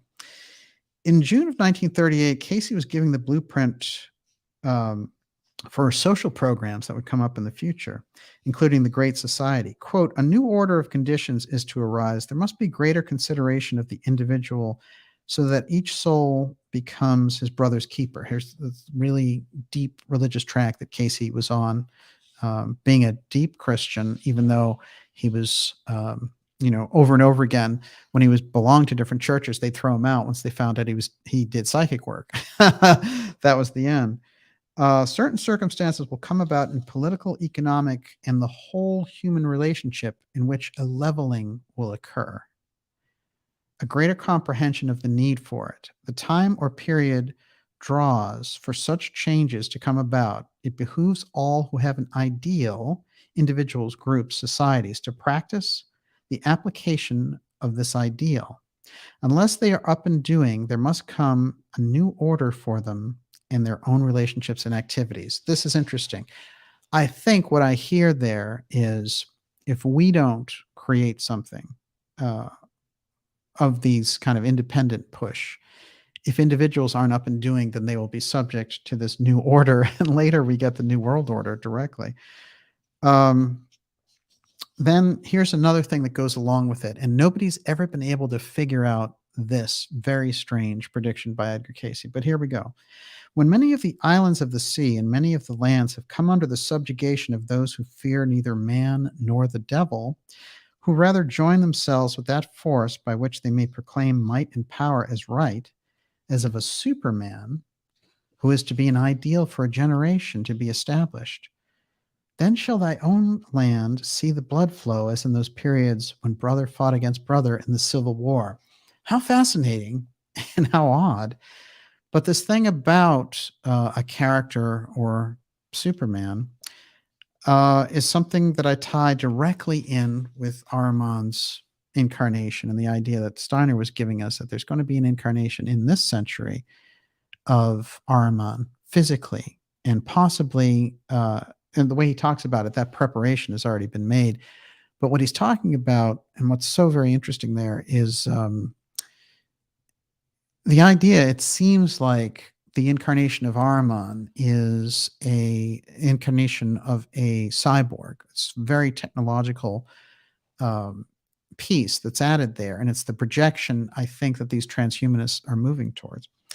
Here is another piece on land rising from a Cayce researcher, Jess Stern, who was a journalist, New York Times journalist, who they were looking around at this publishing house and for someone to write the story of Cayce in the 1960s, 1968. And he wrote a best-selling book called The Sleeping Prophet on Edgar Cayce. But he was a little skeptical about writing the book at first, and he goes to the ARE, and he's reading through different Cayce readings. And one of the things that he finds that's very interesting is the different people who will bring forward this Cayce message to the broader public. And he's going through there looking at these different names that Cayce is giving in trance as a kind of stream of consciousness. And right in the middle of that stream of consciousness, his name pops up. Cayce's giving the reading in 1942. Jess Stern is looking at it in 1968. He's like, what's this? What, Cayce predicted that I was going to do this? And then he does it, and it's a bestseller. So it's a really strange story. But anyway, just a little more around land rising. This is Stern. Reflecting the instability of the ocean bed in the area of the Azores, a British freighter reported sighting a steaming volcanic island just off the Azores before the turn of the century. But the island had disappeared before geologists could get back to it. On a smaller scale than Atlantis, land has dramatically vanished in various parts of the world. Just to give a little history, in 1883, the geologists noticed the island of Krakatoa near Sumatra blew up with the loss of thousands of lives. In 1916, Falcon Island, east of Australia, disappeared without a trace, reappeared in 1923, then disappeared in 1949. In August 1923, the Western Union Company, searching for a displaced cable, discovered that the Atlantic floor had risen 2 miles at one point since the last soundings 25 years before. 2 miles. So when we see some of these pieces that, when we're speaking about land rising and all the rest of it, that should be something that is on the radar because there's so much history behind it. And geologically, there's so much history. And it's fundamental in all the mystery school teachings, but you never hear anything about land rising. So that's a big piece that we need to put on the agenda. I want to say that there's a flimsy, there's a lot of weird things going on with Atlantis. One of the funniest that I saw is in Dazed. So when they were talking, they wanted to do an article on Atlantis. They didn't go to Gigi Young. They went to a couple of TikTok girls here. And it's Is Atlantis Resurfacing? Inside the Internet's Latest Spiritual Reawakening. And they've got these TikTok girls who talk all about Atlantis. And, they have all these remarks here in days that are like, well, it is kind of a white supremacist thing to think about that there were these really powerful white Atlanteans, and it's not a very PC message. I thought that was really interesting. And just another quick piece, the legendary Yucatan Hall of Records found at Yaxchilan, Strange Labyrinths and Edgar Cayce. There is a lot of interesting research and articles going on in relation to Piedras Negras. And Piedras Negras, they're really one of those interesting spots that very well could be the Yucatan Hall of Records. What's going on and what's the game changer in all of the archaeology is the Lidar technology. And this is something that the late Carmen Bolter, our dear friend, was trying to explain to me before her passing, that this technology was making so much of the earlier archaeology completely obsolete, because the type of X-ray that they could do with that radar on the ground, you could see everything. And she said, they're going through and they're looking in Brazil and in the Amazon, and they're seeing they have this whole outline for cities and things that they're going to have to figure out how to get at and all the rest. So they've gone into a game changer role in all this. That is the powers that be. With Starlink and all the rest of it, they can look at the Earth, just like, as we've talked about, the ruins in the hot zone that have been in the middle of this battle for so many years. A lot of that battle, now they have much better tools to examine these things, and they can see those ruins. And so things like the Two-Eyes Stone, things like the Atlantean temples, the Atlantean metropolis off the western tip of Cuba that Polina Zalitsky found, for example, we're in a different paradigm. And those people don't know how to explain it to the public. And they want to kind of keep the information for themselves also. They like to hide it from the public. But what they want to do is create a false narrative around Atlantis and a false narrative around the UFO file in order to keep that level of control.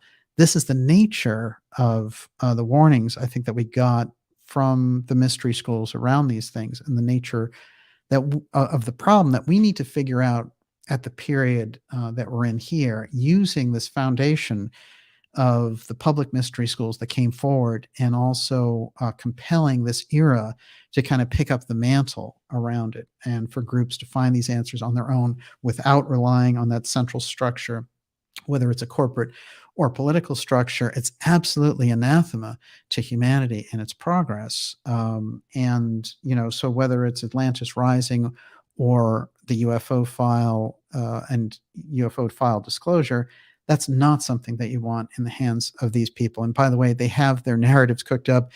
And just like the Mars narrative that they're cooking up about, early humanity is actually based on Mars, and certain people on Earth are gods and all the rest of it. These are the types of things that they're trying to figure out. How can we slip this through?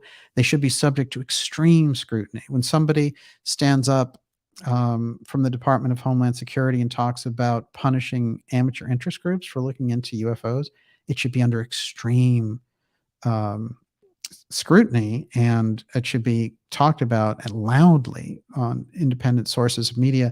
That's what it's all about. Just like a political outrage, when you get into these things and the changing of the narratives around them, the public at large is not well enough informed. And I've said this before about the media figures that get into it, like the Megyn Kellys or Tucker Carlsons and all the rest of it. They talk to Lou Elizondo, CIA people and all that. So they don't know anything about the subject. They just are like, oh, hey, the public's interested in this, I'm going to jump on it. And that's not good enough. Everyone, you're watching the Dark Journalist Show. We've gone deep on this deep report here with you tonight. And it is outstanding to be here with everyone. I have a couple of things, and then we're going to wrap up tonight. And we'll do QA the next time that we're live. And we have some really sort of terrific interviews coming up for you for the rest of July, and the X series, of course, coming back July 29th with Miss Olivia as well. And we'll be taking your questions. We'll do a special Q&A for that one, because I know we've been missing that. Okay. I also want to remind you, go to the darkjournalist.com website, sign up for a free newsletter, make sure that you stand up and be counted, and give us that direct line of communication.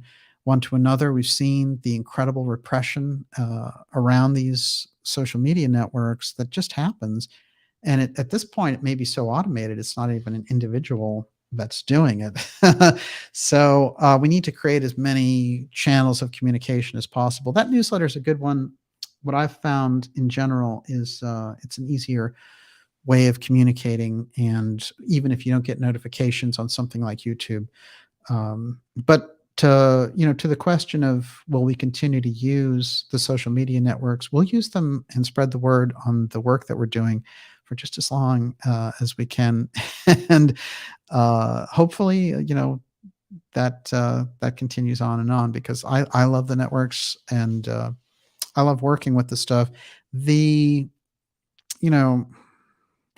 the only thing you can say about people who do that kind of censorship and repression is that they're afraid of something. And if they're that afraid, in the era of the open internet and all the rest of it, the thing that they must be building toward is redevelopment, the new internet, and only the good people get to be on it. And so to create a kind of ideas ghetto, this is the nature of their thinking. And they tried it, with the vaccine craze. They've tried it with other things. And so for me, it's the work. It's basically, it's such an exposure of their own weakness, because they're saying, how can we keep these people from talking? Think about if you're afraid of people talking, that's fundamental. In America, it's ingrained. There's your First Amendment right to free speech. I mean, come on. So you're just not going to get around it. Every official, from a judge up to the president in America, swears an oath to that Constitution, and you've got free speech in there. There's no way around it. You can't say, well, certain speech is protected, but other speech isn't. Oh, sorry. No, it's one, it's one big package. Okay. Couple of quick things. Actually, I'll end on the Steiner section. And we can never, we've done a lot with Steiner, but Steiner, Rudolf Steiner, and his work in spiritual science and anthroposophy as an Austrian mystic and just a real genius. He's so prolific that it's almost like looking at about 5 or 6 different people and what they did with their lives, and his incredible, sort of prolific background of work is just there as a library of inspiration. And so we have all that, and then we have all the lectures that he had were meant to be just for his students. And that's where the work around Ahriman was really focused, although he's mentioned earlier. Steiner used the word for the Persian devil, Ahriman, Ahriman, to describe the force that was attacking humanity, and was in particular going to create, through technology, one of the ultimate tests for the human spirit. Ahriman and the Ahrimanic powers is a very erudite secret to let out. And this is something that Steiner did that I think is unique. Certain things have come out of the Steiner work, like the clarification of the 8th sphere, these things that are occult secrets that were crucial for us to know, but also highly volatile and highly dangerous. The Ahrimanic sculpture, of course, that Steiner did unmistakably and sculpted, he was giving us all a hint there that this is what he felt we were up against. This is his own personal impression of it. He also said that when he was carving that the more he focused on Ahriman, the heavier he felt that he was. That he felt like he was going into concrete. And it's quite fascinating because, Steiner had done work on Goethe. He had done work around Nietzsche. He was a real intellectual giant, but he had such an appreciation for nature and poetry. So he's a real Renaissance man. And at a certain point, he has this great kind of spiritual awakening and meets a Rosicrucian master. And then his own spiritual destiny is set out, and he sets it out with anthroposophy originally, and it's quite fascinating the history there as it works, because they give him, through what Blavatsky and Annie Besant set up, they give him that foundation to move forward. And they put him in charge of the German branch of Theosophy, where he's very, very successful, in fact. But he has that realization that Theosophy is hitting hard times, and that it's become kind of a playground for all sorts of different influences. And it has an incredible political impact as well. So, Steiner is getting the impression that something else needs to happen. And what happens indeed is Steiner's own work moving forward, but directly off of his earlier past there with Besant. And Besant, of course, carrying the torch of Blavatsky's work there from Theosophy. So in Anthroposophy, I think what Steiner did was smart. He was saying, look, there's so many things in Theosophy to be appreciated, but they've been over-influenced by this Eastern track, and it's the Western initiators. This is the period where the Western initiators need to stand up and actually take on the burden of doing the work that the Eastern initiators have set up. And it's a very interesting kind of the strife or the battle of the mystery schools in the 19th century that then roll us into the early 20th century. But one of the key points that Steiner made is that he felt that the mystery schools publicly were failing with the advent of World War I. And he said, if anthroposophy and spiritual science can't accomplish, that spiritual mission, it'll roll out again in 100 years. And that was at the end of World War I. So 2020 was the next window of opportunity. And we're in that loop, that window now. And so much of Steiner's work is coming up for us. But one of the crucial pieces I think that Steiner wanted to get across had to do with the biodynamic farming and the self-sustaining aspects of it, but also the awareness of Ahriman. So we would understand what was coming through the technology, not to avoid it, not to, become a Luddite and just forget about technology, but to consciously apprehend the technology as a spiritual, intellectual, emotional, physical being, and not cut off that crucial aspect. And this is so much of the Ahrimanic, just as a small setup, the Ahrimanic powers are scientific materialists, and everything on the spiritual side needs to be cut off in order for them to achieve the kind of godhood on earth that they want to. Because as long as we have that spiritual connection, we are not in their control. This is how Steiner sees it. And he sees them very involved with our evolution from the earliest days. A couple of quick important pieces I'm going to try to squeeze in here from Steiner's work. And this one on Lucifer and Ahriman. Through this very growth of inventiveness, this is Steiner now, through this very growth of inventiveness in physical life, which cannot be averted in any way or by any means, the bodily existence of a human individuality in whom Ahriman can incarnate will become possible and inevitable. Possible and inevitable. This is interesting too, the way he describes it. It doesn't sound normal. Did you notice that? It says bodily existence of a human individuality. So this again, the cyborg piece with Ahriman starts to make more sense than just, him incarnating the way everyone else does. From the spiritual world, this Ahrimanic power is preparing for incarnation on the earth, endeavoring in every conceivable way to make such preparations that the incarnation of Ahriman in human form may be able to mislead and corrupt humankind on earth to the uttermost. That's pretty powerful. A task of humankind during the next phase of civilization will be to live towards the incarnation of Ahriman with such alert consciousness that this incarnation can actually serve to promote a higher spiritual development, inasmuch as though Ahriman himself, through Ahriman himself, humanity will become aware of what can, or shall we say, cannot be achieved by physical life alone. But people must go forward with full consciousness toward this incarnation of Ahriman and become more and more alert in every domain in order to recognize with greater and greater clarity those trends in life which are leading towards this Ahrimanic incarnation. The trend is absolutely, ground zero for what he's talking about there. And it goes much deeper, of course. All of Steiner's great truths in Cosmic Memory and Lucifer and Ahriman and Theosophy, those books are, again, just fundamental concepts. But the Ahrimanic work in particular, many of those lectures weren't even going to be let out, but the devastation of World War I, which we can't, it's hard for us to imagine.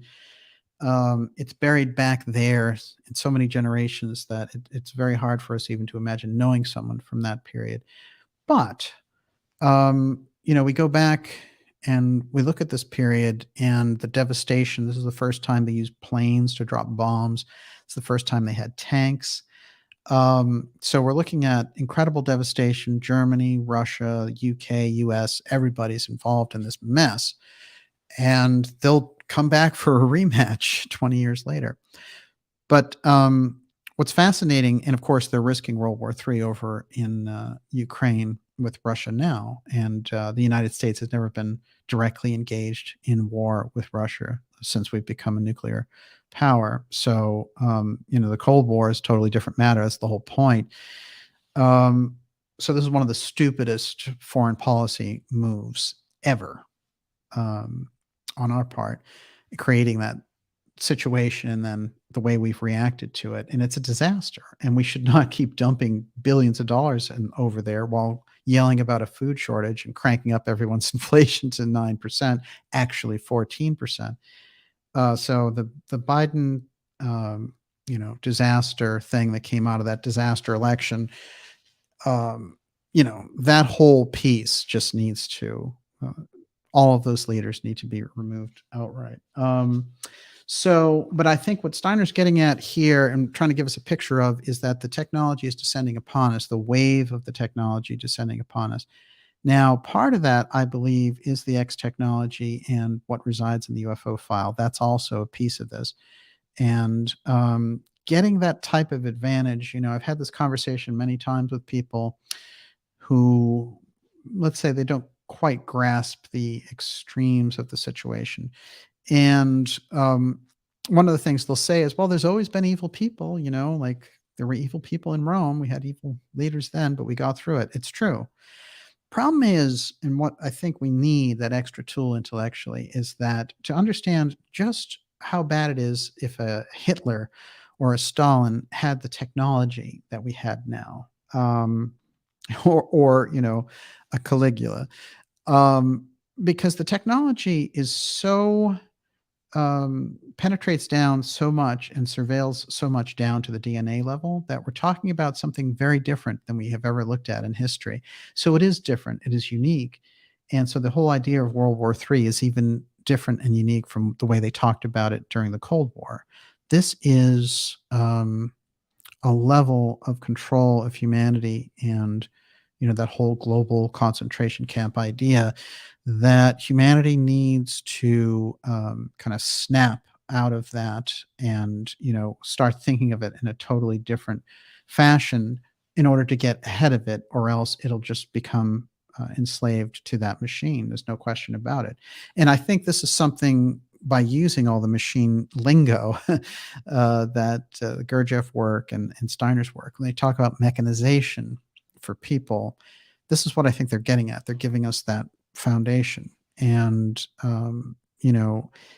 Cayce, and he's talking about it, he's saying humanity facing itself, and he's also talking about us facing a period in Atlantis where we went through the same thing, because Cayce's story, just like Steiner's story or Gurdjieff's story, is that Atlantis was a very high technological advanced civilization that went down. So we had all these things before. So this idea that, they went from cavemen to us just ain't so. That's also a lot to take in. That's a real human origin story that the schools are trying to give us. So we're on a very different level there with that. Everyone, you're watching the Dark Journalist Show, deep on the mystery schools tonight. A couple of quick things, and then we're out. But it's been great to be here with you. And I do think that we're in a crucial period and have those tools and should be aware of those tools that have been left behind by these mystery schools with keys to be unlocked from very deep places that they've left behind and the deep knowledge that's been vouchsafed for us here. I'll remind you one last time before I go to go ahead and sign up for the Dark Journalist newsletter at darkjournalist.com. Make sure that you're on board there with the exciting things that we have coming up for you this summer. And we'll be back, of course, on the 29th with a new X Series episode. But between now and then, we're going to have some very fascinating interviews for you as well. Okay. Couple more things. Oh, just a couple of interesting anomalies. So we have a major solar eclipse going on in 2024 across America. This is one that was happening in 2017. And this is the Washington Post, but I just want to get you in mind of how these things work and who these people are. Psychic and the solar eclipse. Edgar Cayce's grave lies in the path of totality. August 20th, 2017. At 1:29 p.m. Central Time Monday, the shadow of the moon will slide over Riverside Cemetery in Hopkinsville, Kentucky for 2 minutes and 40 seconds over the grave of the sleeping prophet in twilight. At rest there for 7 decades, Edgar Cayce, the 20th century's most famous psychic who made predictions, medical diagnosis, and cosmological pronouncements while asleep for more than 50 years. What on earth is that doing in the Washington Post? What kind of messaging is going on there? It's very unusual, extremely unusual. And one of the interesting things, I found a very old advertisement for a Cayce.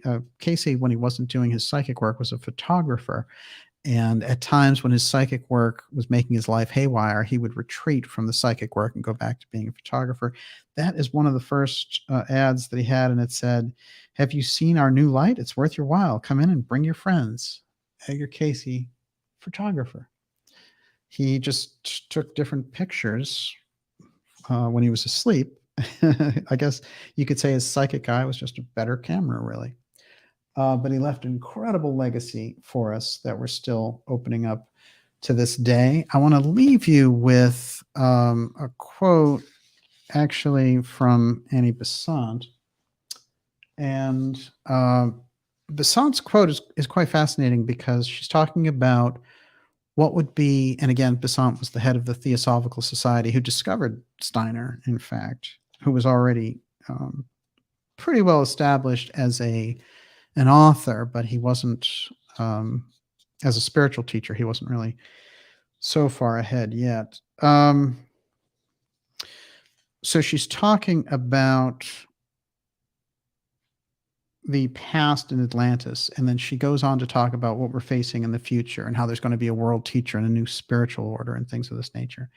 But Besant, when talking about Atlantis, says, "Another great continent slowly rising." Again, it's fundamental. All of them talk about Atlantis rising. If you go into it deep enough, you're going to find it in Steiner's work, of course, Cayce, very deep on that. But here's Besant. "And then another great continent slowly rising was prepared for the habitation of the next great race. And the fifth race, the Aryan, was taken away from Atlantis nearly 80,000 years before the Christian era. For in the lifetime of races, you must count by millennia, not by centuries. Gathered before one of the great catastrophes, led out by their leader, the Manu." And she talks about Manu, the world teacher. Here's her description. I just think this is interesting coming from another mystery school voice. "He is the Manu, the man, the type of each race as it gradually is builded, the perfect man of every race who gradually develops in the race the qualities embodied in himself. And as the name man means the thinker, the reasoner, the intelligent one, so this is the name of the typical man, the Manu. Stands for the ruler, the lawgiver. and side by side with him, his brother, is the great work of evolution. That is the world teacher, called by that name in some of the ancient books of earth, known as the one who embodies in himself the wisdom, which is the truth that feeds the human race. And these two, the ruler, Manu, and the world teacher, stand at the head of the two departments of which I have spoken, the types. And so she goes into how this relates to the various religions and all the rest. But here's a fundamental concept that's in Theosophy that you don't see appearing very much in Steiner's work, which is this concept of the world teacher coming in and balancing out the situation. And through that world teacher, the great kind of spiritual renaissance. So Theosophy, they have it lined up. Hey, the world teacher is going to be there. The future's looking good. And Steiner, yes, humanity looks good. Oh, but wait, there's the war of all against all, and there's the battle against Ahriman. So, we have a few problems there when we're looking at it, which is, yes, we're going to get through to this other thing, but there's a great battle ahead in this transhumanist Ahrimanic force versus humanity. And I think that, as we go through these different X series episodes, looking at that battle from the different perspectives of the mystery schools, dealing with the Ahrimanic force, dealing with the Belial force and the Emilius chain of mystery schools that comes out of the Cayce work. Those things become crucial coming into this era because so many of those challenges are coming in and coming into a very unconscious humanity. Humanity is starting to wake up from looking at all these different things. And, they call it conspiratorial thinking and all these, different types of phrases to get people to not look. But, and I don't think that looking at things and being aware of the level of trouble that the culture is in is conspiratorial by nature. And I don't think someone should be extreme or paranoid about everything, at all. I think it's actually the most reasoned type of rational response to the absolute insanity coming from the leadership.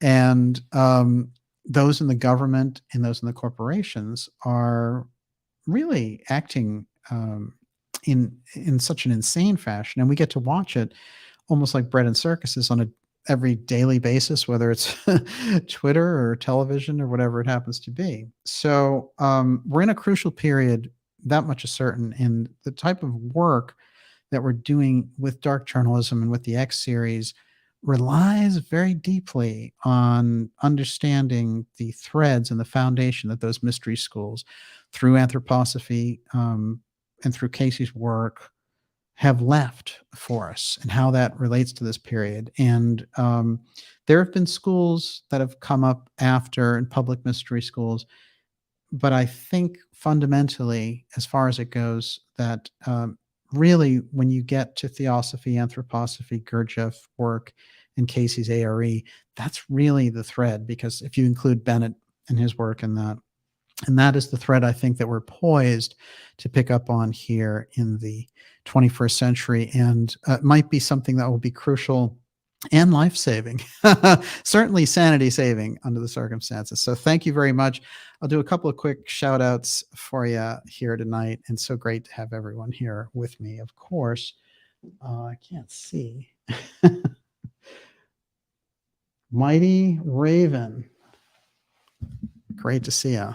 Griffin Eagle. Excellent. Melissa. Steve Basco. Groovy Bean. Groovy, you did a great job out there tonight. Thank you so much. Fantastic. Need to interview who? I missed that one. Oh, I think I know who you're talking about. Yeah. Johann Wolf. Great to see you. Daniel Cartwright. Make America Great Again. I like that. How is Joseph doing? He's doing great. Yeah, we just talked recently, and he's been busy, but we're going to have him back on the show actually very soon. And we have something very special planned for you guys. Some really interesting specials coming up this summer. Gigi, of course, Joseph, just some really interesting stuff coming up, and some other big surprises. Wow, fantastic. Gil and Joy R, thank you. Thank you so much. Really appreciate. And for all you who've done any kind of support of the show, like you've shown tonight through super chats, and to all our subscribers, thank you. You really are the ones who allow us to do this great work and go deep on a number of these subjects. And so I'm very grateful for all the support that you guys give. I know Kate's out there. It's great to see you. Melissa, let's see. Great show. Thank you. Guitar Malade. I think I read that right. That's great. Miss Hemptress. Thank you. Oh, we love you. There's Gil Joy. Gil and Joy are. Thank you. Great supporters of the show. Taj Jacobs. Thanks always. Thank you, sir. Oh, who else have we got here? Johann Wolf. Dark Journalist, come down. DJ is the occult Brian Ferry. That's great. Oh, I could listen to some Brian Ferry right now. Outstanding, my God. Maybe I'll find that first Roxy Music. And there's some songs on there. I forget the names. I think one of them, 2HB. Unbelievable. Just incredible. Najat, keeping you busy. Absolutely. That's my job these days. Fantastic to see you, Najat. I know you're working hard. Thank you for your service to humanity and God. John Howard, thank you. Really appreciate that. And it's great to have everyone in the ideas room. I often mention that I get great inspiration from all the comments. I always read the chats inside and out, and the emails and everything that you guys send me, and some really compelling letters. I got a very nice letter from a supporter today, and just absolutely fascinating stories. So thank you so much. A couple more shout outs, and then we're out of here for the night. What else you got? Scarlet Fire. What is that? White Horse, Fauci. Red Horse, Psaki. Pale Horse, Biden. Black Horse, Harris. The 4 horse people of the Zodiac. Of Revelation, rather. Deborah Blair. That's great. Is it a full moon? Wow. That I can see. I can feel it coming in the air at night, as Phil Collins would say. Who else we got there? This Hemptress. DJ, you're the modern day Steiner. Oh my God. With a dash of Brokaw. Brokaw, you know, Brokaw did some good reports when he was starting out. He showed a lot of promise. He was pretty great. You know, the Ted Koppel, he did the whole, I found a recording of him doing the whole Russian UFO thing. And it was all about the Russian sighting and that weird landing of a craft in a park. And that's a really old report, but he did it on Nightline. Just unbelievable. Let's see. Who else we got? Peter. Hey, DJ should do a live tour. Well, you know, you keep talking about it. Just keep talking about it, because that something like that may just be in the works, may just be happening. But that was a great idea, by the way. Fantastic. Koppel was I agree with you. Nightline was good stuff. Who else we got here? Dar Smith. Great to see you. Debbie McAdoo, Supermoon yesterday. Hey. That's really interesting. Yeah, I've still been working on that astrology show. That is, I've narrowed it down to some fascinating people. I got so interested in reading their reports. So that's going to be great. Brandy Renee, it's great to see you. Catherine Harris. What was that? Wait, someone said, can I get a shout out? Who is that?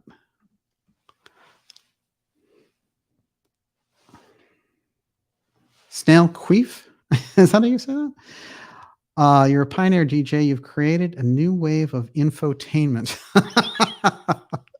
I like the pioneer. You know, it's always good to be called a pioneer and doing this stuff. And I try to be original, I'll tell you. I miss Johnny Carson. That's interesting. Find that clip of Johnny Carson interviewing Jim Garrison. It's hilarious. Let's see here.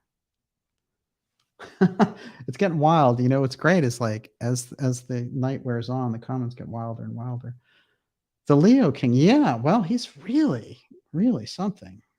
He's a character. I have to watch more of his stuff. Hey, wonderful beatnik post historian scholar. Thanks always. If I had a cigarette, I'd be smoking it with a cigarette handle right now. Let's see. Key Grace, Esther Taylor, fantastic crew out there tonight. Thank you so much. It's been great to be with you. Thank you, Groovy. You did a great job on the ideas room, and Gigi. My hats off to you. And everyone should watch Gigi's from last night. Her incredible, really interesting video she put out. Just go to Gigi Young here on YouTube. And what do we got that? I saw a name there. It's one of the classic names. Catherine Harris. That's great. Debbie McAdoo. She says, we will come to Cambridge if you're buying. I don't know about that, but it'd be great to see you in Cambridge. Let's see. John Howard. Lancelot Cole. So many great people in here tonight. We'll see y'all next week. And we're going to have some exciting interviews coming up for you. And on July 29th, X Series 129. You don't want to miss it. This one's a classic. And we'll have Miss Olivia back from that. I know she's thinking of you guys tonight. And we'll see you all next week. And, you know, it says end broadcast. But after all, we know it never really ends. And just remember, I guess the big scoop out of tonight, J.G. Bennett and some of the things that Bennett vouchsafed for us. It's going to flash his picture before I go, because you know me and pictures. Well, there's a picture of his dance group, the J.G. Bennett Dancers. All right. Thank you, everyone. We'll see you all next week. Have a great weekend. Good night.